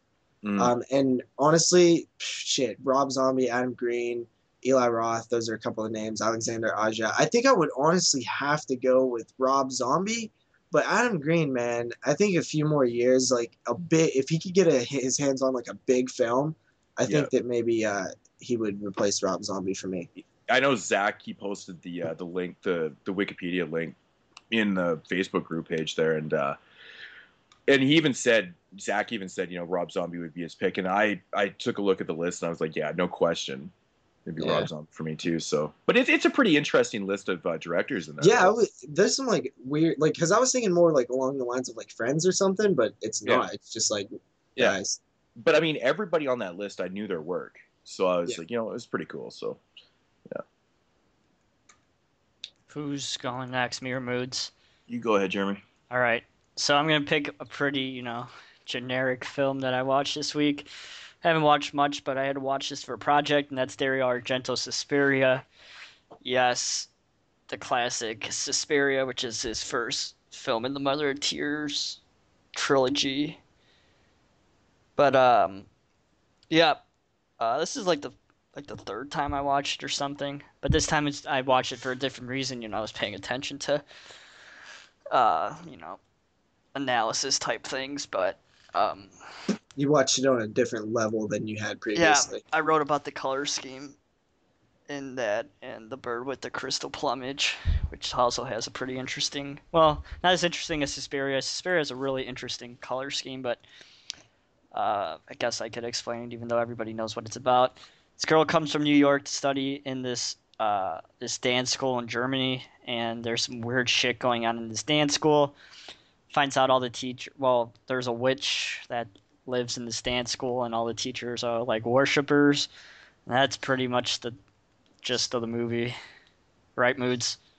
Pretty much, yep. Yep. And the other two films are like there's two other witches part of this thing, and it's a really solid film. I know a lot of people. I know Adrian, aka Lost Witch, was just talking about Argento. They love that shit. But on both the Facebook page. Both Dubby and Adrian, I think it's their favorite film. Yeah. I guess. So did you like it from the very beginning? Like the first time you seen it, was you like a huge fan? See, I don't want to get shit, but no, be honest, dude. I don't see what the big hype with Argento is. Man, I've only seen Suspiria, and I think my conclusion is I need to watch it again because I wasn't blown away with it. Like, I watched Bird with the Crystal Plumage, and I thought that was pretty cool. And some of his other films are pretty interesting, but I'm not like a diehard fan like a lot of people are. I know Moodz is like fucking wanting to kill me right now, but no, man. I mean, I understand why people don't, full. Is it that I don't get it? Is it that I don't? It's probably. I think it's a little bit to do with that. Maybe the films are just a different type of, the Bird with the Crystal Plumage is, that whole giallo type thing. Like he just makes different type of films. I think that's what's kind of hard to understand for certain fans. Like, I mean, certain it's people by out no there. means like a bad film to me. No, I never said it was. I think I gave the it thing like I love. The thing I love about Suspiria is that the movie is completely not spoon-fed to you. It's kind of confusing. Like the first time you watch the movie, I mean, a lot of people could probably say the same thing. After the first watch, they're like, I probably should watch that again. Did I miss something or whatnot? But the story is really kind of simple. But the movie is a visual film. It's about creating atmosphere with lighting and camera techniques and the uses of score. It's just a different type of film, right? It's not, spoon-fed to you like with this very kind of, okay, here's your storyline, and and it progresses like that. It's the movie's kind of slower and it uses all these type of elements that a lot of filmmakers don't use. But I think it's one of the most beautiful films ever made. Like the colors in that fucking movie, man, are so incredible. The reds and the blues are fucking awesome. Yeah, it's so cool, and it's like almost in every scene in the film that he does it too. But it's the way he films it too. Yeah, his angles and stuff, and the way he uses the lighting it's phenomenal. Like he really knows how to express. He make like a whole scene just with no dialogue. So make it what the so hell happened fucking with Dracula? Oh God! To be honest, he's made a lot of bad movies. Sorry to say. That's what I hear, man. I hear like I don't like. Was this like? Is he really the guy that people talk about when they say like Suspiria, or did he just like trap lightning in a bottle. I think he hasn't made a good movie. Because I don't in a know. long I haven't time. seen any of his other stuff besides Jennifer, which I absolutely love, the Masters of Horror episode. And I think that shit is brilliant. Has he made a good film in the last 14 years? Moodz? Well, I wouldn't say anything on the level of his, his 70s films, but I did like Do You Like Hitchcock, though? I thought that movie was pretty good. Sleepless, I think is a little underrated too. Sleepless doesn't get talked about as much. Do You Love Hitchcock isn't like a phenomenal film, but it's not a terrible film. When he did Giallo I thought was pretty weak. But yeah, I haven't actually watched Dracula yet. I actually have the Blu-ray. I haven't either, so I can't really judge it too much. Man, I really want to like Suspiria because it seems like, all right, I trust all these guys' opinions. Like I know these guys know what they're talking about when they talk about movies and film. Yeah. So it's like, why am I not seeing it? Why didn't I see it like they saw it? And my only conclusion to that is that I need to watch it again and a couple more times, which I do hear. People do say that Suspiria is one of those films that it almost like 90% of the time that like it grows on people. Oh, I completely agree with that. Like I said, the first time I watched Suspiria, I don't even remember when it was. It was a long time ago. But yeah, I was confused after. I won't lie.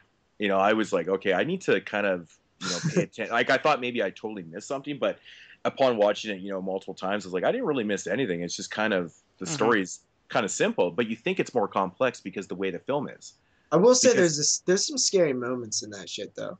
Oh, dude, the movie's like the more you watch it, like you just kind of gain a respect for the way he felt. Like he put so much effort into lighting and colors and angles and this Goblin soundtrack, man, is like, which I'm seeing them live. I fucking can't wait. It's gonna be amazing. Yeah, dude, it's just so amazingly done. Like it's there's not too many films that are like Suspiria, and Inferno follows up, and it's not as good as Suspiria in my opinion, but it uses the same type of color schemes and angles and lighting. He very much focuses. It does have that same appeal as Suspiria, but I think it's a great film still. It's a film that I wish I would have ran across on VHS when I was young, because I think the hype kind of fucked it up a bit too. Like I heard about Suspiria for years, and I only seen it when you sent it to me. Like, shout out to Moodz for sending me Suspiria, but that's the first time I seen it, and I had years of hype behind it.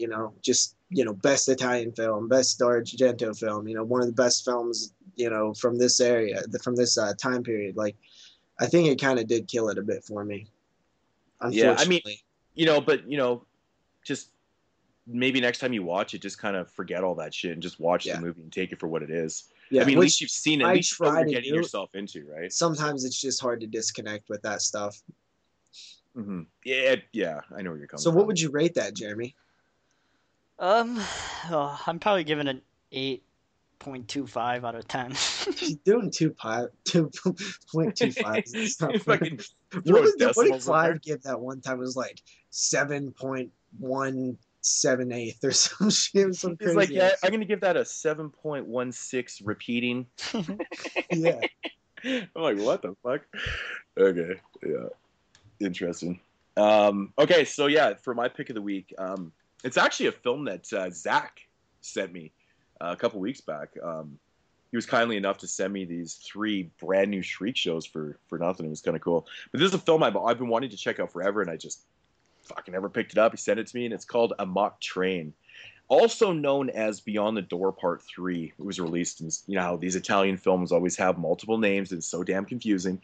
But it has nothing to do with the original Beyond the Door. I think it was just released as an unofficial sequel, blah, blah, blah. You know how it goes.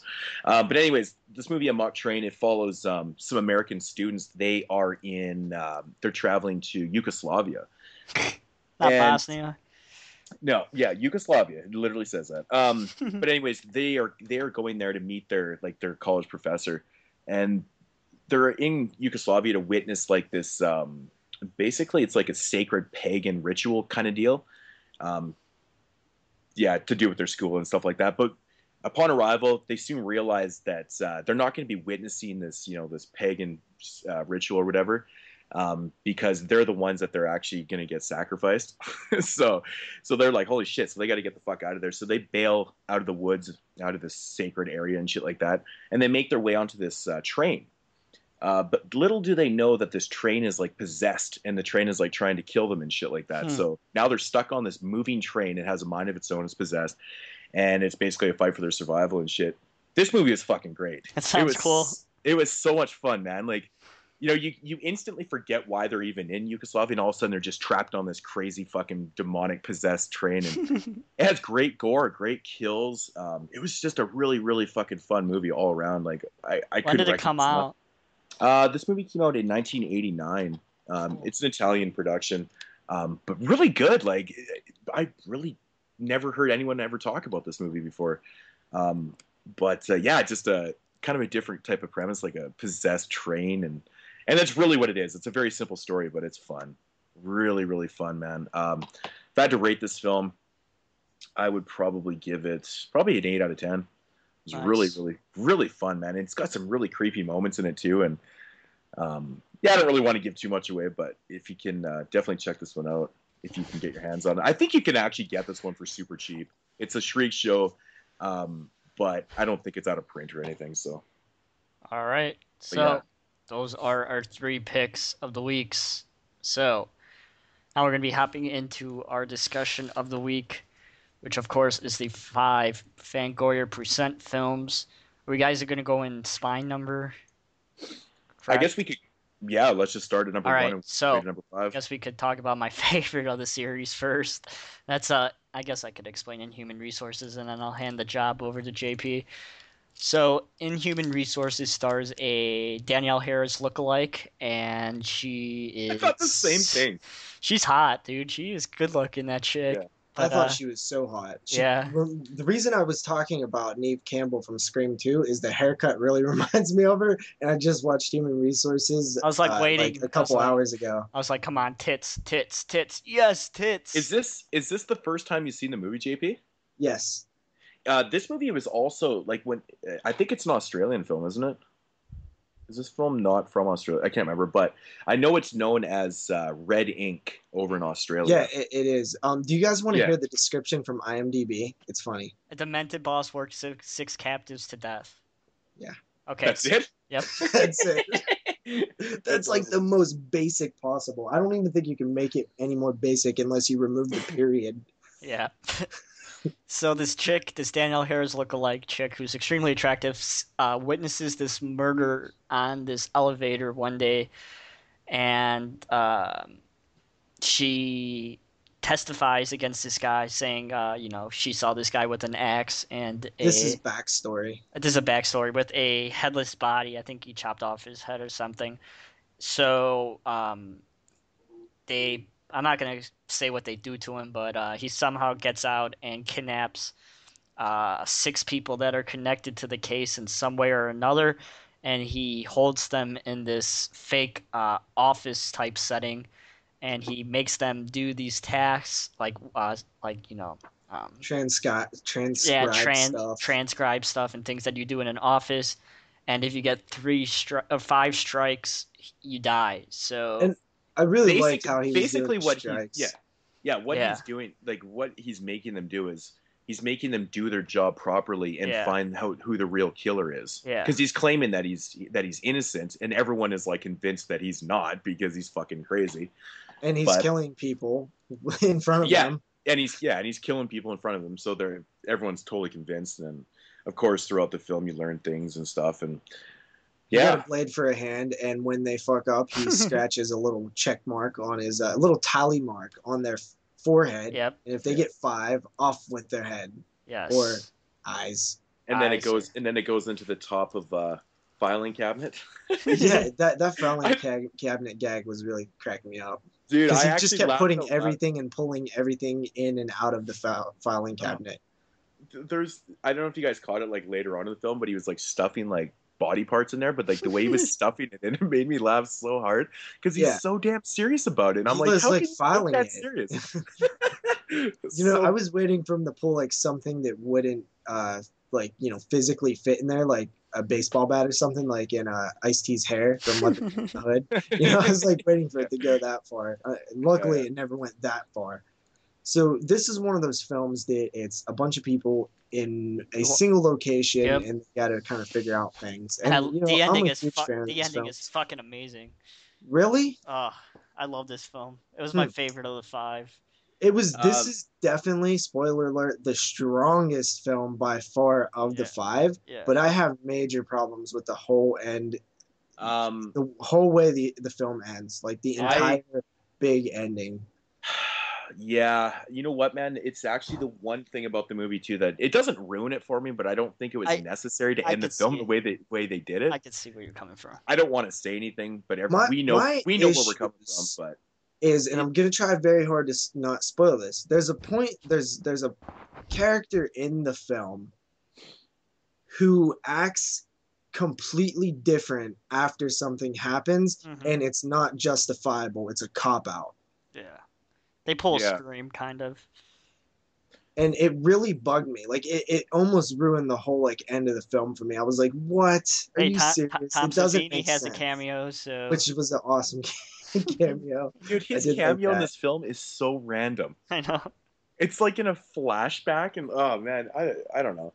It cracked me up, man. I love, like, the little things. Like, I love how he brought in a little cart with a little tiny bit of water in it, and he gave him this shitty looking food, and he just wanted him to do, like, at first you don't know what the hell, because he doesn't tell him that he wants them to find the real killer, who he thinks, he's innocent and stuff. That he just makes them transcribe some shit about murder, and you're like, what this guy's a lunatic, what is he doing? And I almost wish it would have stayed with that storyline. Like, I wish they would have kept it longer, and maybe there was never a reason why he was doing it. Maybe he just wanted him to do all this random ass shit. I think that would have worked much stronger, but I think it goes into this like generic territory. Yeah. I don't really want to say this the wrong way, but like, I don't know. I watched this movie a long time ago, and I actually rewatched it again today. But when I first watched this movie, is it just me? But like, did it seem kind of predictable? And I just want to kind of leave it like that. Like, not the very end of the film, but when you find out certain things about certain people. Yeah, I found it really predictable, and I found it to be really like a cop-out because they showed no indications of things, and people act completely different after certain things happen. And it's like, well, that's just bullshit because you don't set things up. You're not doing this. It's not fair. But I mean, you knew coming, right from basically the start that it was what it was leading towards. And I thought the whole because I picked it out like really early, and like it didn't ruin it for me. But like I said, I thought the very end of the film was just kind of unnecessary. Like, once you know things, and then they go back and they show flashbacks of how things happen, I'm like, this is just unnecessary. Like, totally. It doesn't need to be done. It's not like this huge like thing where you're confused. Like, you don't even need to show it. And also, I thought that a lot of the whole idea that somebody could, kill somebody in a big office building and, not be on cameras and it was silly. Like, that they did not think that whole thing through at all. There's a lot of plot holes in that whole storyline. There is a lot of plot holes in that film. I have to give you that. That's for sure. Oh, there definitely is. Like, I don't want to ruin what I think are some plot holes, but it's like, don't spoil it. I mean, I'm not. I want to know how the body got in the fucking elevator. That's all I want to know. But anyway. Well, it kind of like falls inward, I think. Or why the whole fake leg scene, and But I mean, even if you there's blood evidence. If you cut the body's head off outside the elevator, there's gonna be blood everywhere. And another thing, there was like some CGI blood. It was kind of bugging me a bit here and there, and I always have a problem when people like cut heads off and there's not like a ginormous amount of blood. Like, I know there's budget limitations and stuff, but like, you're cutting a head off. You know how much like people bleed? It's insane. But those are just like nitpicky things, I did really like the setup. I love just the insanity of like what this guy was doing at the beginning. But once it started getting into the actual like storyline of like why he's doing things, I thought it wasn't nearly as strong. It was strong when I didn't know like what his goals and motives were. I don't know, I just thought it was a fun movie. I liked it a It lot, was to be it honest. was way better than the other Like ones. I said, it was my favorite out of the bunch. It definitely Mhm. is. It has its moments. It's. I love the idea of like scratching the stuff when they mess up. It's like a Yeah. little punishment, and it's kind of like a metaphor for working. Period. Right. I Hmm. mean, you like it's like your job is like feels like you're stuck there. You know. Moodz, do you have anything to say? Yeah, I was just kind of I was thinking back on the elevator scene because they actually do show the scene, right? Hmm. Like when that chick gets decapitated and the way like it happens, Yeah. because she flies right back into the elevator. That's basically how. Yeah. And I mean, it does explain certain things with the person in the elevator. Fuck, I can't say it. Like, you can't What really do you say think of anything. performances? Um, Well, how'd you like the red guy? I thought he was good. I thought he I was thought good too. I I liked thought he him, was and I really liked the lead, but everybody else I thought Yeah. was kind of weak. Yeah, I like the okay. lead. I thought that the police officer was the worst. Yeah. Like Yeah. I thought his performance was terrible. I thought actually like he was not a good actor at all. And actually, You and the know, one girl that was complaining about not having her glasses, I Yeah, thought that she she was was fucking annoying. no, fucking no, no, dude. annoying, man. I loved the scene where like he like disproved the whole psychic thing because like I Oh yeah. like it's just like that stuff to me. I just like I don't I don't I don't personally believe like psychic abilities and stuff. So it's just like it seemed like the guy who made it really doesn't either because he like totally shut it down like in like a rude way. I love that though. Like he totally makes her say that Yeah. she doesn't have a gift, and I was just like, that's so brutal, man. Yeah, It's like it's her just whole kind of it's livelihood, like right? it's like the like you just So kind of like demoralizing. Yeah. yeah, for sure. Yeah, it's good stuff. So what would you guys rate this one? I gave it a 7. Ooh, ooh. I picked this as my pick of the week one week, actually, when I Yeah, watched you it. did. Yeah. Yeah, I thought maybe you talked about this before. I couldn't. Shit. I gave it an 8, and I give it an 8 out of 10. 8 out of 10. I actually have it written down as 7.5 out of 10. Yeah. Yeah, 7.5. I was right there at that. I couldn't Now, decide. If Moods, you didn't by the say. Do end, you think this is the strongest one, or no? You think there's? Oh, oh yeah, big time. Actually, I did want to say something too.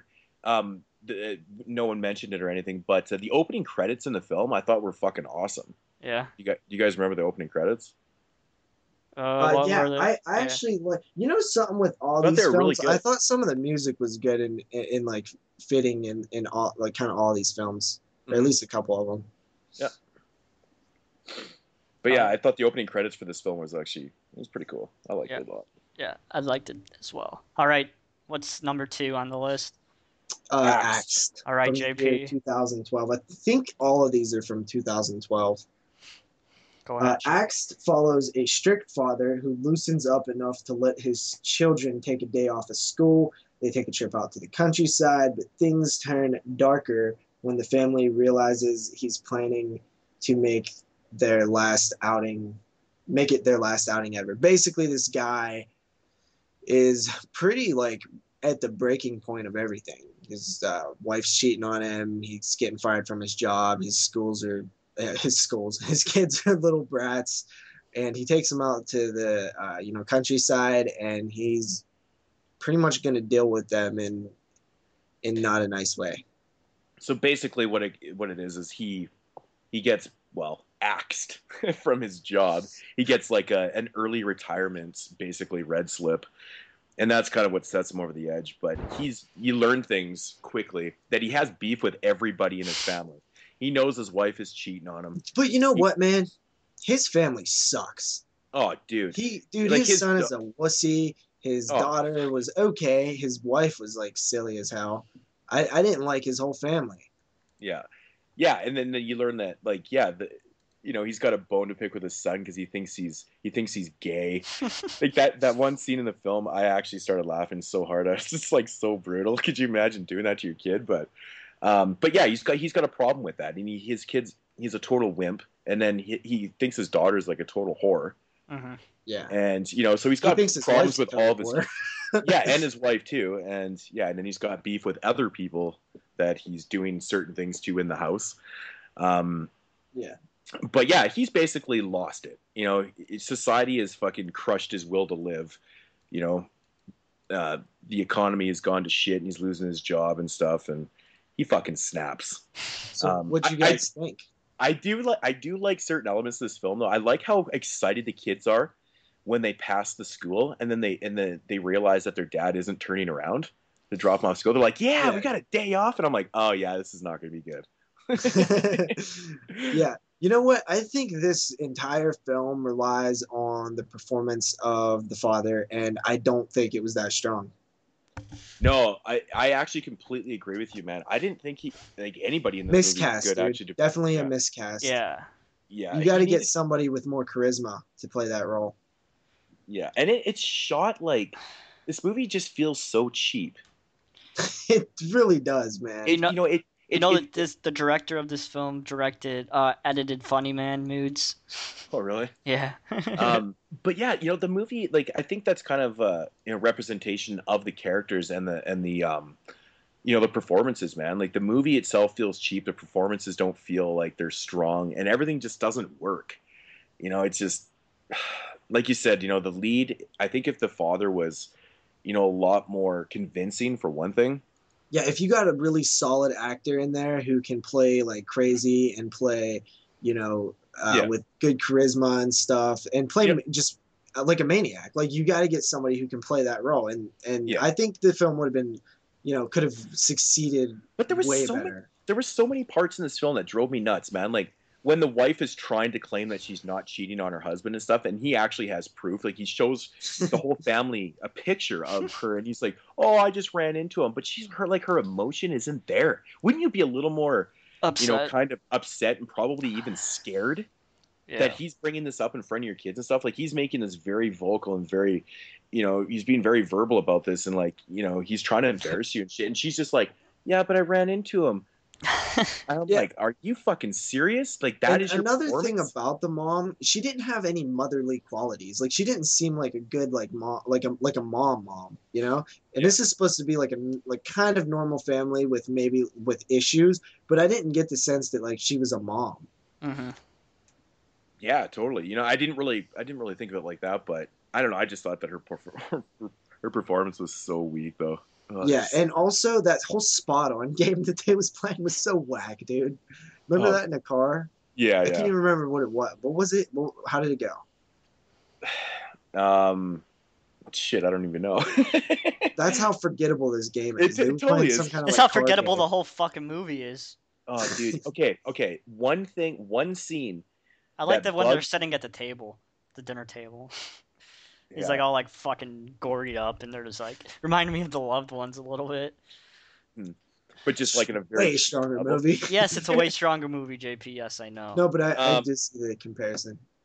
But the one scene in this film that really bugged the shit out of me, man, was when the father told the son to go out back and cut wood. Okay, do you guys watch him try to chop that wood? Like it was like the most pathetic looking swings at this wood I've ever fucking seen in my life. First of all, he's holding the axe like, his hands aren't even together. He's swinging it like a girl, and I'm just like, the acting was so fucking bad. It was just, at least put a little bit more effort into cutting wood. We've all probably cut a piece of wood before. It's not how you do it. Nope. It just looks so bad. I was just like, oh my god. Yeah, I cut so pathetic. I cut wood with regular axe and like a splitter, like hydraulic thing. Yeah, actually, so he comes. The son comes in with like these cut pieces of wood after like an hour or something like that, right? And the father's like looking at it, going, "Did you sharpen the axe?" And he's like, of course, the kid is just stunned. He doesn't say anything, and the daughter has to pipe up and say, "No, we didn't sharpen it." So he runs outside. I don't know if you guys noticed the look on the father's face when he was sharpening the axe on the stone. But he's like dead serious. He's kind of got this comical look on his face like, this is how you fucking do it. And he's doing this. And I'm just like, I'm fucking laughing out loud watching this. I'm like, this sucks so bad. You want to know how to chop wood, watch George Lutz in Amityville. Yeah, exactly, right? Yeah. And, oh man, dude, this movie was horrible. Yeah. Like, this is an all-around shit fest. There's no redeemable qualities about this movie that are actually good. Like, there's nothing good about this movie. Do you guys have anything? You know what, man? I think I agree with had your this girlfriend. rated higher until we started talking about it. I gotta say, my rating dropped a bit since we've been talking about it. I absolutely can't stand this movie. This Like isn't the worst in the series, though, dude. Yeah, it's definitely not up there with Entity, but oh, dude, yeah, I can't wait to get to the other ones that I really liked in this franchise. This was a piece of shit, man. Like I said, I think that they took like the story itself. You know, it's a basic story, man. It's about a guy. It's been done so many million times, times. done so many times better. But you know what? You could have made this movie a lot better with better performances, maybe even filmed a little better. Like it was so bad all around. But Yeah, how do you fuck up such a basic story? Like this guy is just gonna kill his family. You know, he messed up so bad. It's just I can't think of anything about this movie that I actually enjoyed. You know, I'm actually It's so rare that I come across a movie like this that pisses me off and all. yeah, you're elements pretty of it, pissed man. off. You're more pissed off at this than you were at the woman, man. I mean, I don't think that. I mean, that's a good example. Like, probably that, thought the woman has woman like looks- kind of a similar movie. You probably think the woman's like best picture compared to this. Don't even get me talking about why the woman's The like woman so is good again. the woman is a ton better than this movie. I don't know. Like, what did you guys find about this movie that was like redeemable? It's better than Bloody Homecoming. I don't know. Like, I mean, shit, dude. Like I said, you take away like there's nothing this film has to offer. Like, although there was one part that it kind of was like, oh wow, when he has the dude, right, his boss, I guess is the spoil. I don't know, whatever. When he has his boss tied up, and then the boss says something to him, and the father fucking snaps and he punches him in the face like 20 times. I was like, that was actually kind of brutal because he punched him like 20 times, man. I was like, holy shit. And then the next scene is him like washing his hands in the sink, and he's just all calm as shit. I'm just like, I mean, but no, like bringing back to the whole Mother's Day thing, or not Mother's Day, fucking the woman. That dad is like a good example of like the type of guy, the type of charisma you need to do that type of role. yeah, exactly. And this guy has none of that. Yeah. It's just doomed from the start because, like, I know you're not supposed to like the father, but is it really possible to have, like five? I think there's only like 5 people in this entire film, isn't there? But like, no one's likable.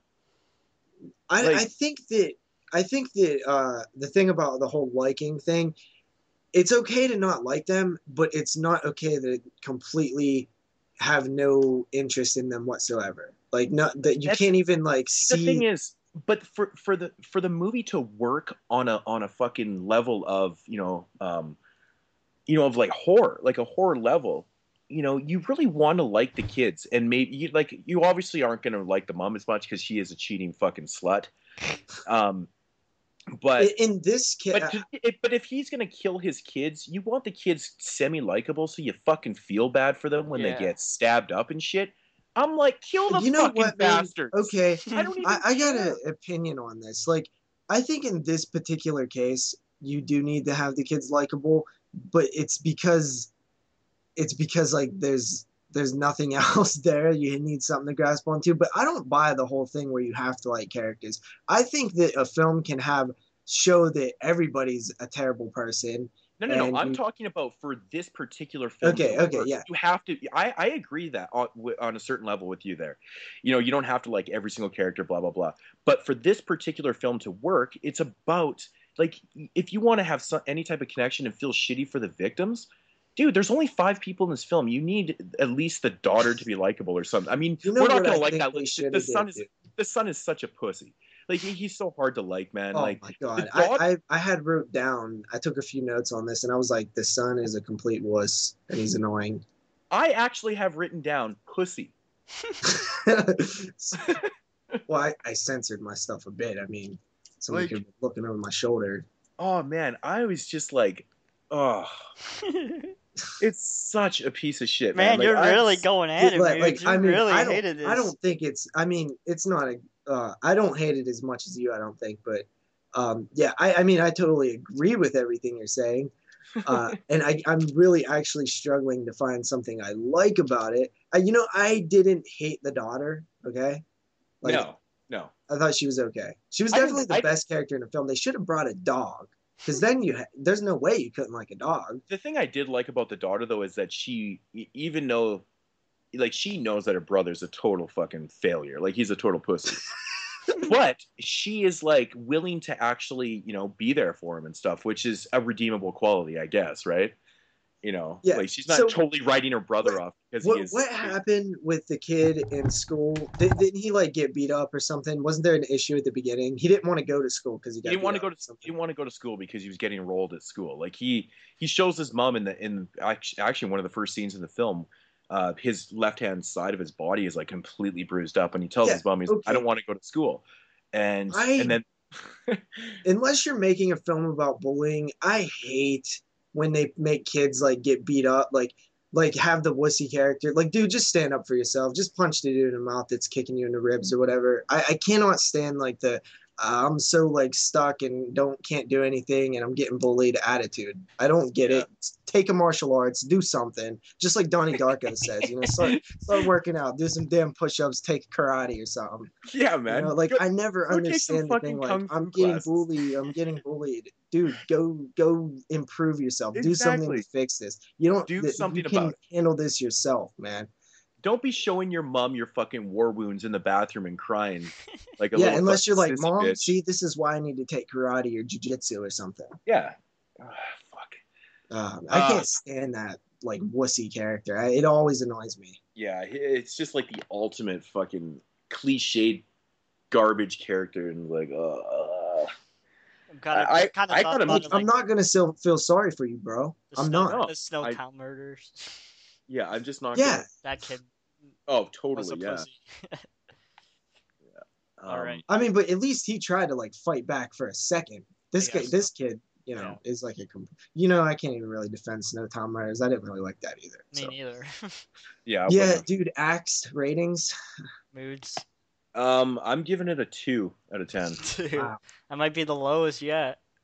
I think that's the lowest rating I've ever had. I think that stands up there with my Bloody Homecoming rating. Nice. JP? I'm giving it a 4. Yeah, I gave it a 3. Oh, so all of us are under par on this one. Yeah. See, 4 might be a bit high, but I just think that it was like at least like watchable. Oh, it's definitely watchable. You can sit through it, Like, I don't know how I've done this, because I watched this movie, I think last summer when it came out or whatever, and then I rewatched it again today, and I was like, how have I managed to watch this movie twice? See, I think I would be like you if I had to sit through it again. Oh, like the first time I watched this movie, I was just like, that is really, really not a good start to this Fangoria Presents line that they just started. This is the first one I watched. That was the first one that I'd watched too, actually. I was like, please get better. I honestly said that out loud. I was like, please get better than this. Yeah. I pretty much, when it came out, I remember a lot of people actually reviewing this movie, and there was nothing but negative things about it. Yeah, I don't think I heard one positive review. I think the cover's the best part. Yeah, pretty much. I would like to see Fangoria review their own films they put out. Yeah, because they have some harsh ratings on some films, that I like. So I want to see what you think about these ones. That's funny. Axed, 8.5 out of 10. Oh, yeah, my ass. You just see it right I'm now. surprised I'm coming in with a 4, but I've seen worse. Oh, I know you've seen worse. Boggy Creek. Mississippi what? Beneath the Mississippi. Mississippi, which has somebody to watch that. Which has an individual release by Green Apple. I have found it at Family Video. Did you buy that? No, I'm going to though. Can you believe that we found a solo release of that movie, JP? I don't know how that, I don't even know how it's not a crime to do that. It's not a complete film. I'm going to wait till it's $1 and then I'll buy it. The audio drops. That's so funny. It's like you're selling a flawed product. It's a Green Apple film, so I watched a Green Apple film called The Family, and it was a piece of shit too, so. Ugh. All right. What's the third film? Is that Germ C, right? No, I think Sin Reaper. Sin Reaper? That's Sin right. Reaper 3D from the year 2012. The rare out of print. Is it out of print, really? Yeah. Yeah, for some weird reason, it went out of print like right away. I know. I had to pay like $7 for mine. Yeah. Yeah, it's crazy. That sucked. No, I think I got it cheaper. I think I got it for like $6. Not me. Yeah. All right, JP. Okay, so a young woman named Samantha Walker has been tortured by nightmarish visions for years. With the help of Lance Hendrickson, she faces her unknown past by taking his advice and traveling to Germany. There she meets a couple people. There's this like, what is it called? Like a Monastery. Monastery, yeah. And there's like a slasher killer guy. And he's like killing, slashing people. Yep. Yeah, he's basically cleaning up the supposedly he's the Sin Reaper, so he's cleansing people's souls by killing them. Isn't that what every slasher's doing? That is so fucking cliched, man. Jesus. You know what though, man? I gotta give it props on the look. I kind of dug it. I like the weapon, man. Dude, okay, this movie has a pretty stupid premise to it, but I do agree, and it's actually the very first thing I even have written on my notes is how I love the look of the killer, and his weapon was fucking badass. Yeah, it was like it had blades on all sides, and it was on like the handle. It was like it was cool, man. 3D cross, and it was all blades and stuff. I thought that was really cool. But on that note, it's too fucking bad that all the kills sucked. Yeah, exactly. I was they like, had this awesome looking killer. There was so many things you could do with that like fucking weapon, dude. Oh, and this gnarly It's a sin. It's a goddamn sin. The Sin Reaper wasn't using his damn Sin Reaper tool. Yeah. You cannot look that badass with that kick-ass of a weapon and then not kill in cool fashions. Yeah. It's just such a fucking shame, man. I was so disappointed with this movie, man. I know you were waiting to watch it. It's like the last one you needed. Yeah, I was waiting to watch this one forever, and it honestly, I even like obviously when you watch any of these Fangoria films, they have the trailers for like all their films, right? So I'd seen the trailer like a bunch of times, and yeah, I thought it looked cool, man. It's too bad like the whole fucking this shit was in 3D, dude. Like, where did this play in 3D? Like one guy's backyard. They spent this money. That's why there was no damn kills, because they spent it all in 3D. Fuckers. There was no fucking 3D. Like, I don't even understand what they were doing for the 3D. Like, it was probably terrible in 3D. Hey, it has to be better than Pork Chop 3D. I still haven't even actually watched it. But you know what? Another cliched storyline. A girl having crazy nights.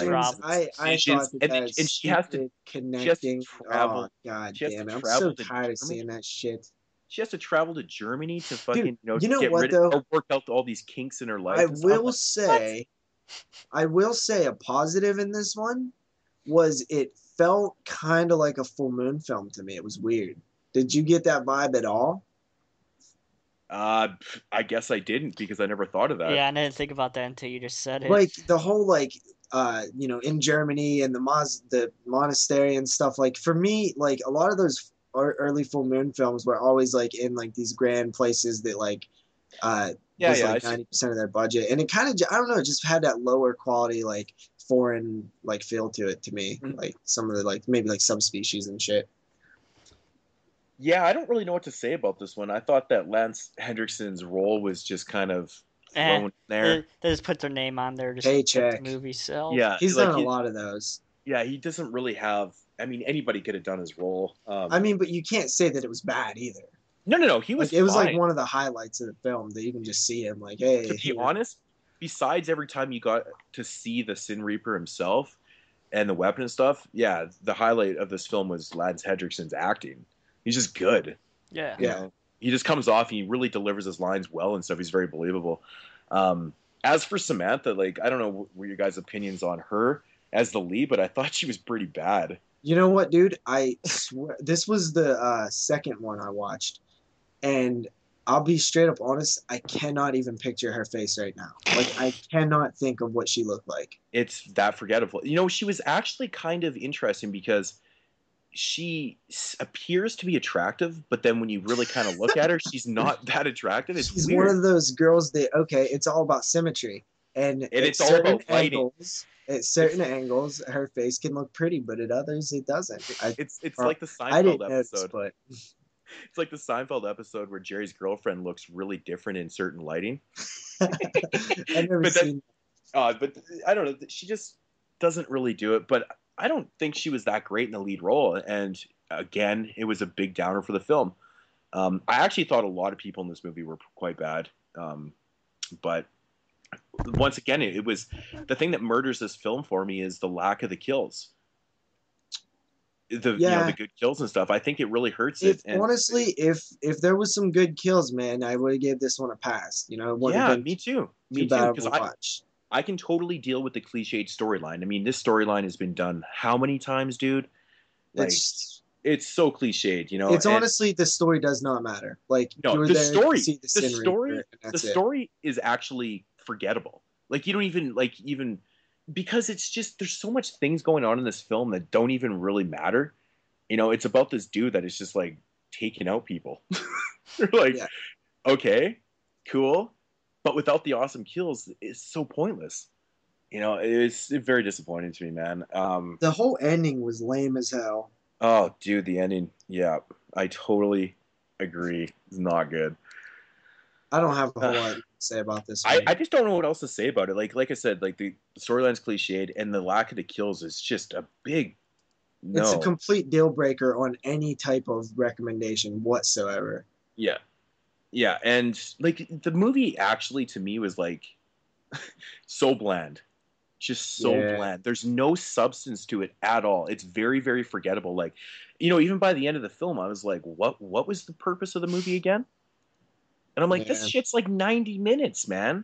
It almost seemed like the whole idea of her dude, that fucking story was so stupid. She went clear to fucking Germany or whatever. This is silly. Yeah, and she travels all the way from America to Germany. I'm like, this is fucking stupid. Isn't she like just what is she? What is she? Like she's a student or something? I can't remember. Like I don't care. She is a student, but yeah, I don't know where she has the time just to book off to Germany. Yep, I wish I had time to go off to Germany. Jesus fucking Christ. So what do you like? Is there anything you have to add, Jeremy? Nah. Ratings. I gave this one. Actually, I gave it a 4, and I will explain my rating because I did give it props for the look of the killer and the weapon and stuff. Yeah, and it was creative. Yeah, and I thought that was kind of cool. Like, I really liked the fucking weapon, though. I thought the weapon was badass. Yeah, just that it wasn't used properly. So I'm going to give it props, but I still can't recommend the film, though. No, I can't recommend it either. I gave it 4.5. Also. 4.5. Okay, you know what? I wouldn't argue with that so much. It's almost average. You throw in some good kills, and it would be average. Yeah. Yeah. So, yeah.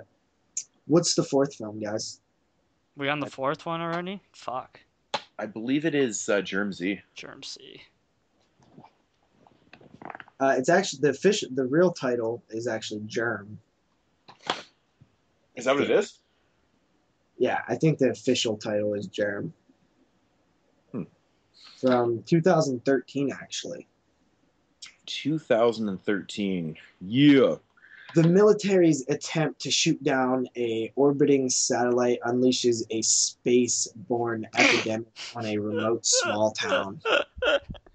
So basically what the premise is of this film... That's such a stupid fucking premise. Well, what it is that, yeah, this fucking satellite, they figure picked up some kind of alien substance. Oh, it's fucking... Yeah. Right? Like some space germ that's like chilling on the satellite that when it comes down through like, you know, the atmosphere, it doesn't like burn up or anything. It survives. It's special. So And the military shits the bed on this, and anyways, it doesn't burn up in the atmosphere. It lands in this small town randomly. You know, it doesn't fall everywhere else. Just in this small town. You know. Yeah, in the hills. It causes the fucking fire. It's special, you know.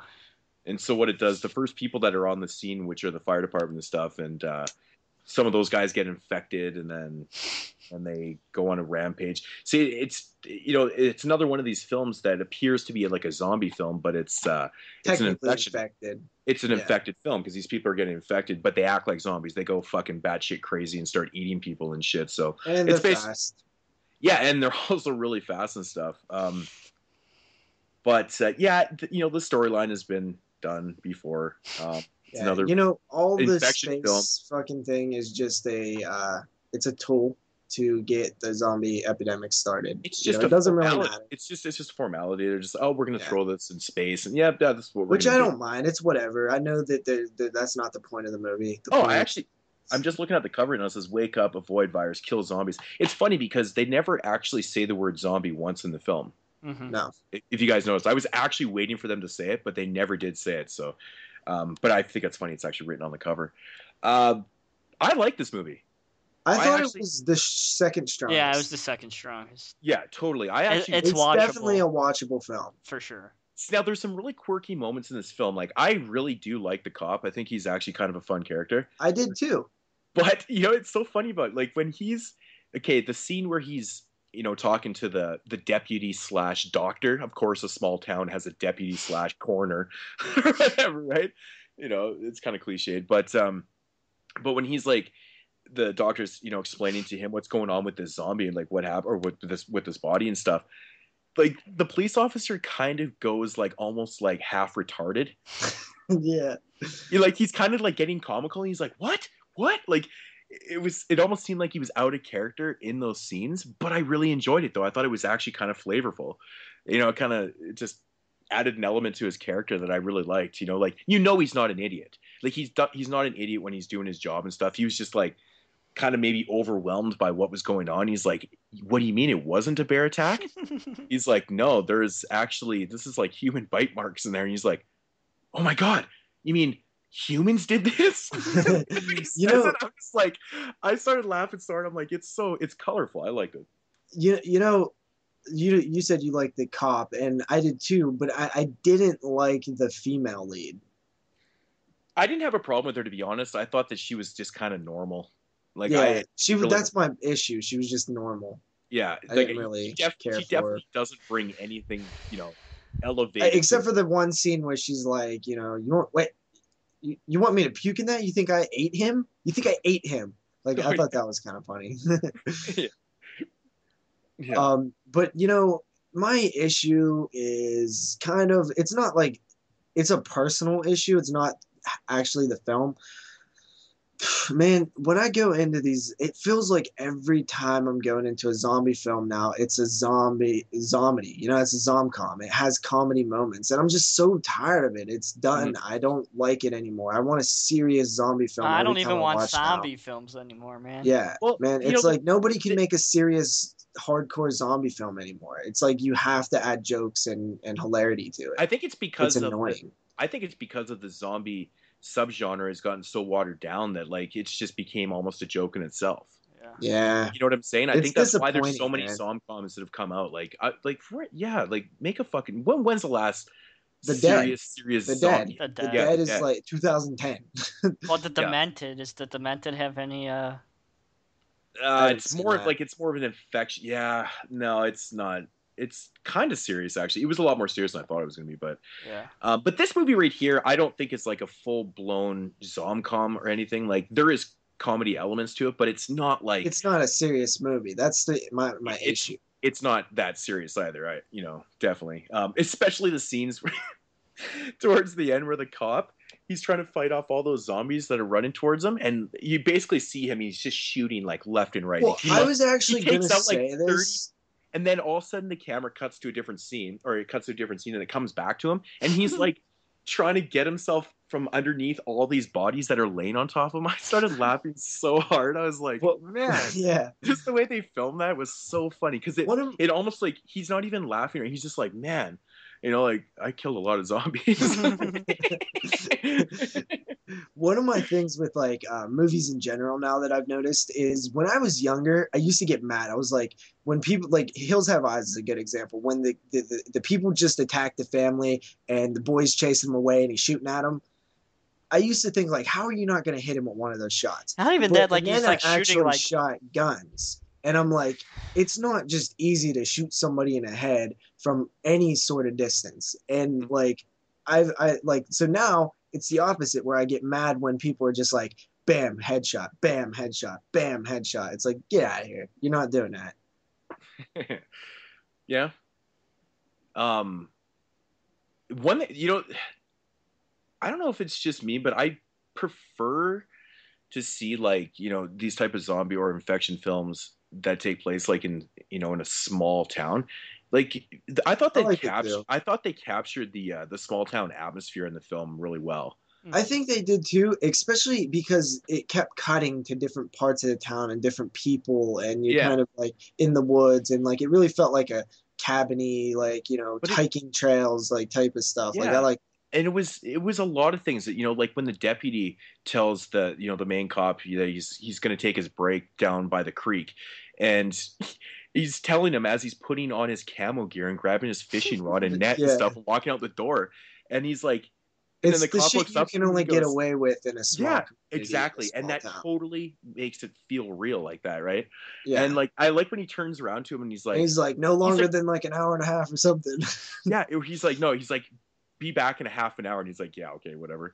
But the cop's like, well, then he kind of realizes what he's doing. He's like, hey, you can't take off on break right now. We got a fire to deal with.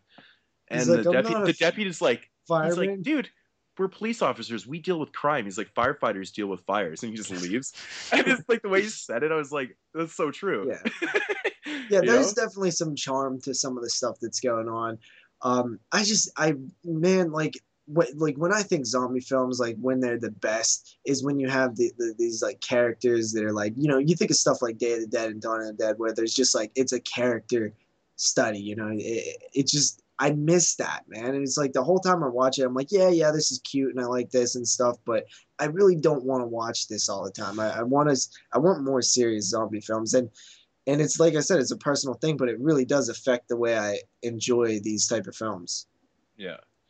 I did actually get a kick out of the, one of the last scenes in the film, when the cop's in the back seat. I like that. I love And- the like and he goes the to give her the he goes to using give the her cop chick car. the I don't ring. think I've seen that before ever, and it seems so simple. Yeah, totally. But I like the scene, like he goes to give her the ring and then it doesn't fit through the cage, and he's like, Yeah. well, it's just one of those days, right? But just the way it went down. I actually really liked the whole end scene. I thought that was Yeah. one of the high points of the film for me.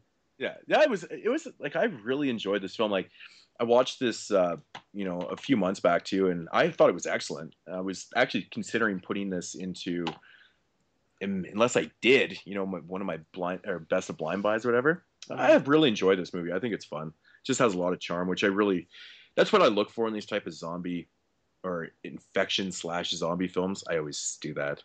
I never Yeah. really know exactly what to call them, but yeah, it's a lot of charm, which really helps the movie flow. Okay, the first victim in the film, that kind of the bigger girl's boy, or the one where they think that she ate him. That dude, man, like I can't decide if I like the guy or if I like completely despised him, like the way he was acting when they're playing the volleyball and stuff. When she brings the kid back and he's like, oh yeah, she got sick, we're gonna drop the kid off here, and he's just like, kind of throws up his arms, but I can't tell if he's like joking or being serious. And then yeah, he doesn't last too long though. He ends up getting completely ravaged. So I don't know, that guy's character was a weird one to me. I couldn't decide if I liked him or not, but I don't know. It's not like it really matters. Just a little side note, but yeah, ratings on Germ. Or do you guys have anything else? No, I don't. No, that should be it. Cool. Germ Z. What did I give this one? I gave Germ Z like a 7 out of 10. Yeah, that's what I gave it. 7 out of 10. I didn't like it as much. I gave it a 6. I still think it's worth checking out. It's above average. Yep, not as good as Inhuman Resources, but Yeah, not as good as Inhuman Resources, but it's definitely the second best in the. It's Yep. the only other one, in my opinion, that's worth checking out. Yep. Now we get to the shit of the shit, almost as bad as fucking Axed. Oh man. This man. one's brutal. Oh, this is just. This is on a different playing field of shittiness, man. Oh, this movie was fucking bad. Like, anybody want to attempt the Yeah, I'll just do an IMDb synopsis. Oh fuck. In That's all it deserves. 1998, 34 unidentified bodies were found in shallow graves in a remote Serbian forest.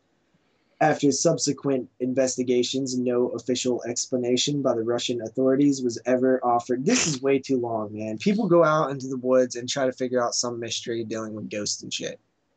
But it's found footage. Yeah, it's found It's like, footage. is And it fully found footage?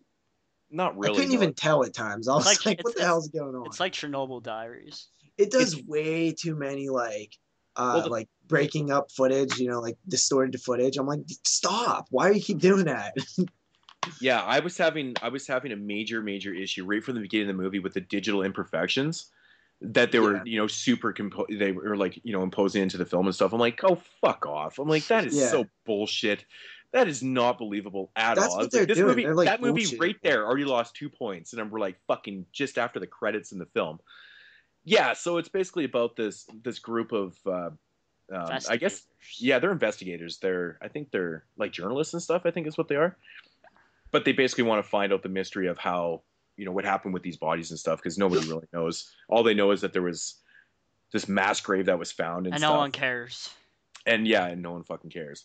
I will but there's say that there's I a lot of like cliches. the one thing, one thing that I found in this film that I liked was like the location. Like I thought that some of the set pieces were really neat. Yeah, no? It wasn't so bad. I mean, it wasn't terrible for sure. Yeah. Like I think at the beginning with those big gates and shit and like that, like I was like, what the hell is that? One of the gates like slammed shut while the guy's like looking at it. Mm-hmm. Like I liked all that shit. I thought it looked cool. Yeah. So startled. I found I had like issues with. I thought the movie was trying too hard in certain parts to be like almost too suspenseful, but it just wasn't working. Did you guys find that in certain scenes where it was like, just kind of overdone, but nothing was really happening? It was a slow film. It was really slow, I think, until probably maybe the last half an hour, I think is when it kind of picks up. But it's one of those cases where you almost feel embarrassed. It's like you're trying so hard and not like even coming close to being effective. Like, man, I feel bad for you, bro. It's like when you have like a relative or a cousin who does something really sucky and you just don't want to be like, it was I think it was you just feel bad for him. Yeah, I thought it was just edited poor. Like it felt kind of slow for the type of movie it was. I think it should have been have a little more pace to it. But yeah, the pacing didn't work for me. I thought it was kind of edited choppy. It was kind of all over the place and stuff. Once again,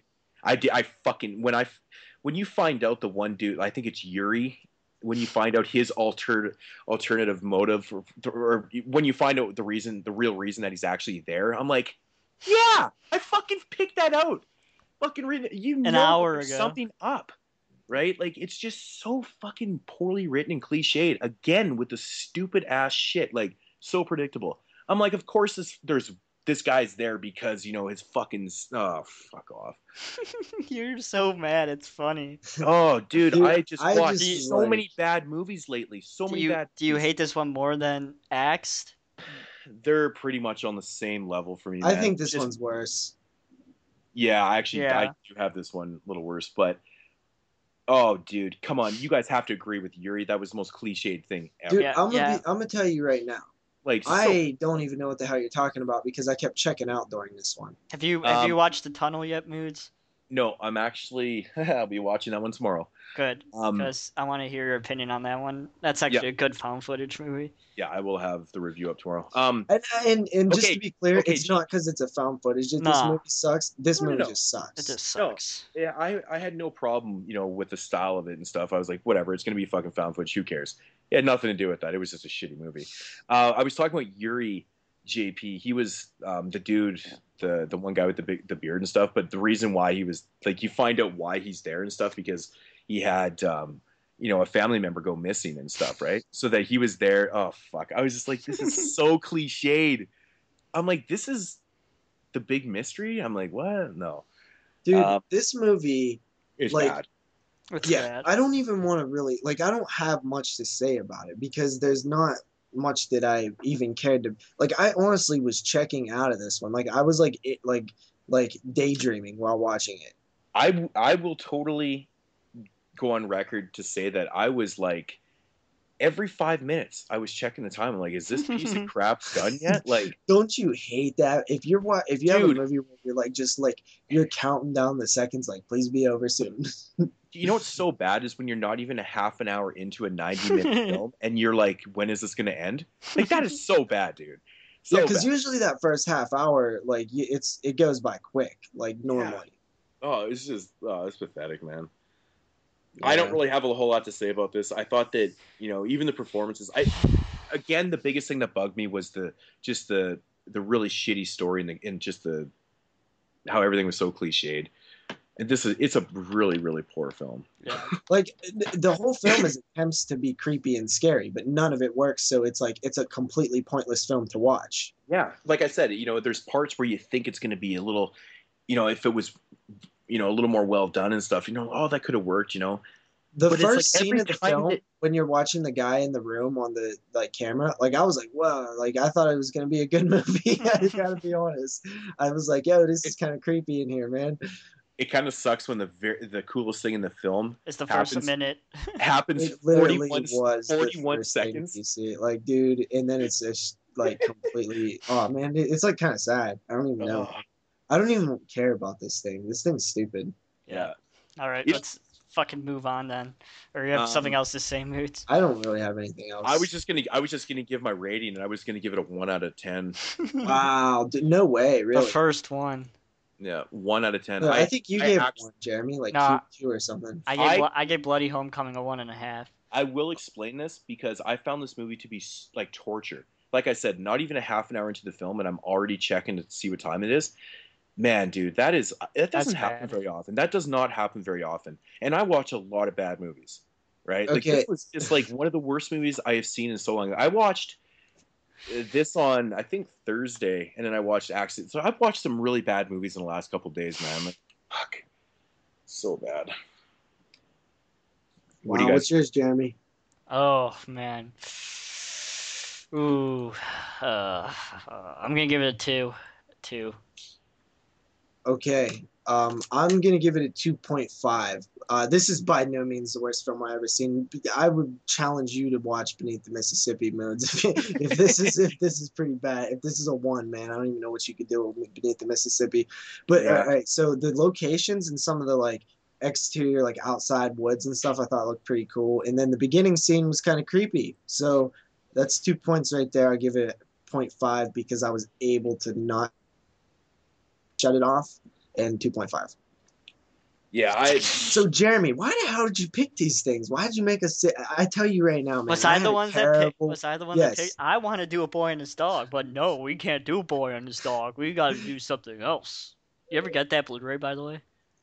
Yeah, it's actually a different edition. It's weird. I'll show it to you. But anyway, I had a terrible week this week. Like I'm on a 7-day work week, and like I was just like tired as fuck. We're short staffed because somebody had a baby at work, so like it's just been like brutal. It's better than And what Son of a I'm Ways. sitting here How do you think the watching people? these stupid films that like I saved Inhuman Resources for last because I was like, at least I have something to look forward to because it sounds like something I would like.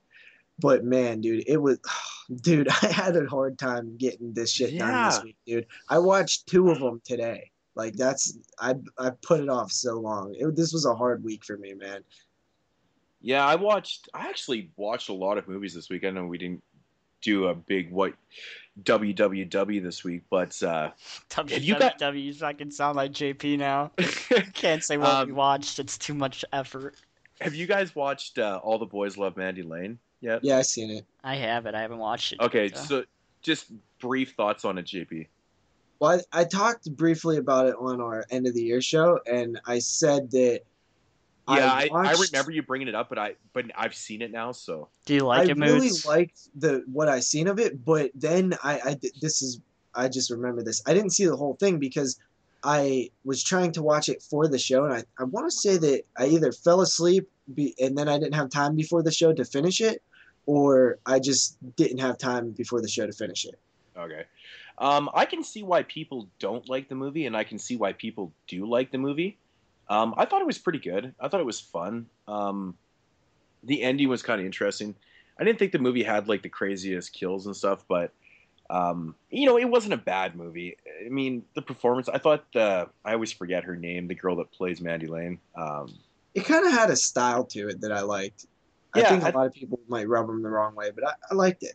yeah. I mean, like I said, I can totally see why people, did like it and didn't like it. So, I would recommend it though. I thought it was actually fun. I like the title. I think the And title is a really cool title.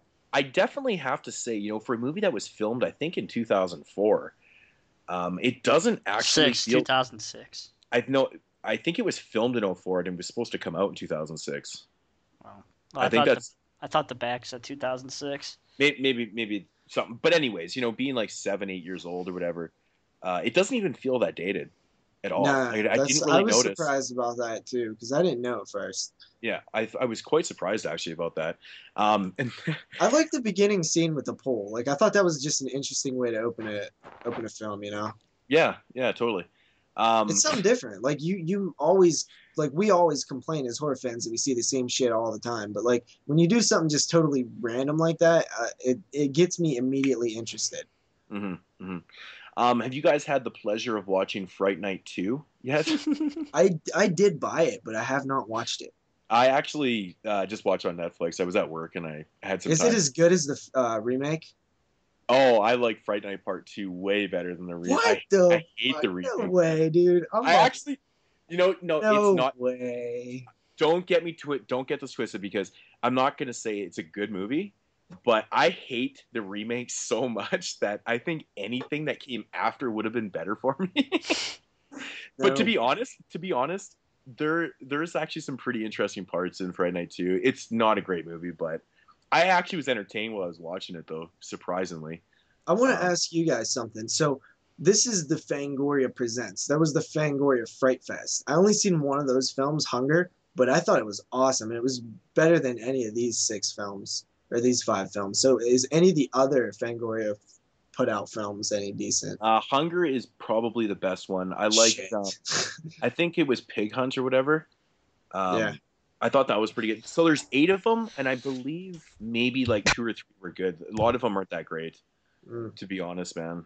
I can't quite remember exactly what they all are. I do own them all, and I've seen them all, but yeah, it wasn't a very good line either. But this was, overall, like out of these 5 films that we just discussed, like, wow, man, like technically it's a huge failure. Like when you do like an average.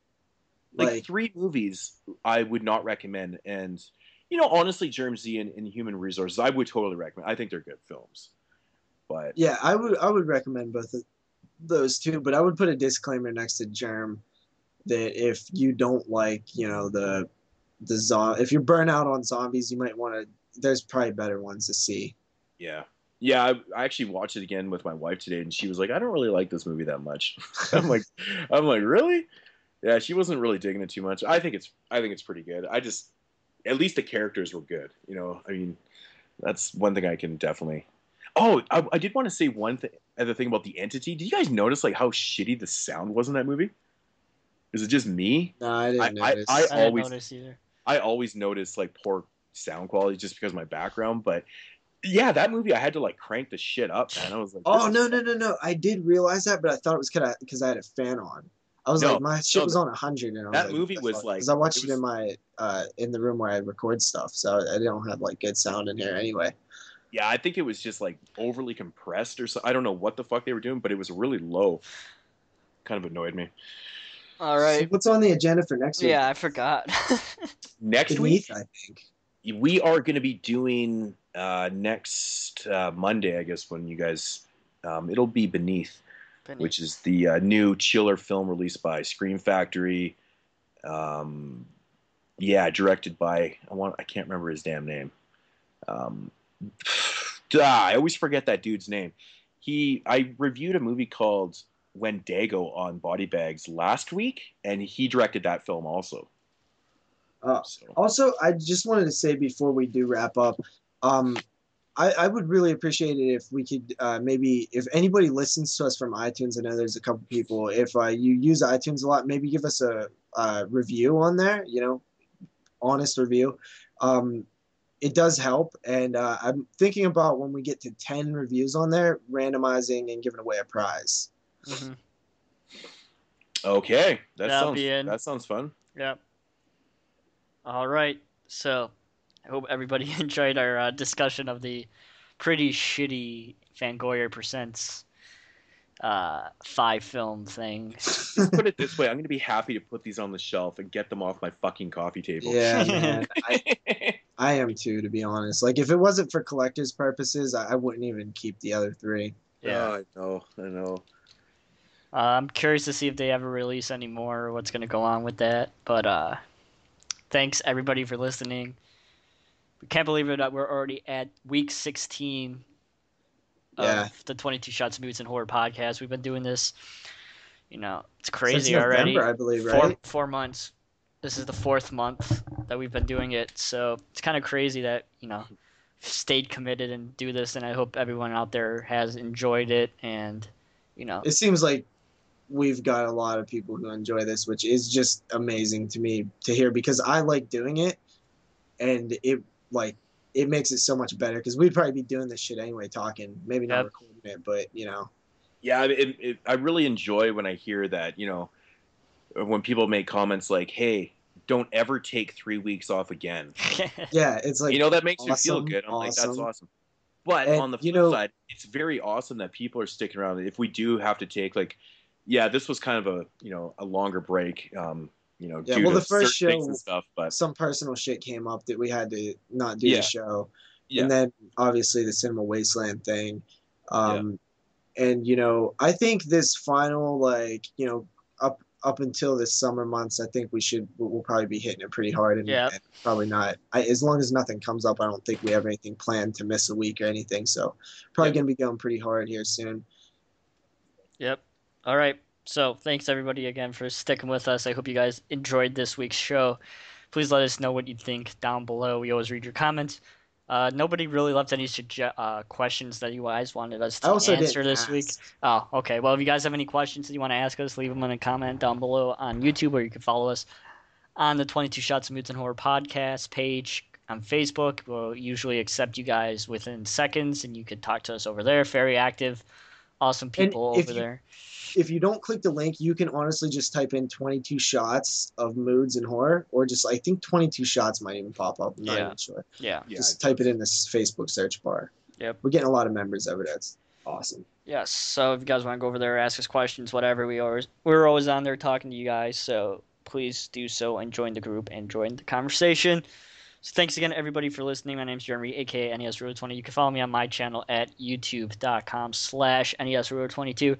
If you want to follow JP, aka the man who hates Pee Wee Herman, you can follow him on his channel at youtube.com/doubleshotj. If you want to follow the man Moodz himself, you can do so at youtube.com/Moodz616, or click the subscribe button right down below where you see this video. So next week we'll be coming back with our normal show, talking about the new Chiller film, The Beneath. And I hope everyone had a safe Easter, and everybody who doesn't celebrate Easter, I hope everyone had a good weekend, and we should talk to you guys again next week with the 17th episode of the 22 Shots of Moodz and Horror. Hope everyone has a good week. We shall talk to you guys. We're going to get some hate mail on Suspiria, dude. We'll talk to you guys next week. See you guys. Peace. Peace.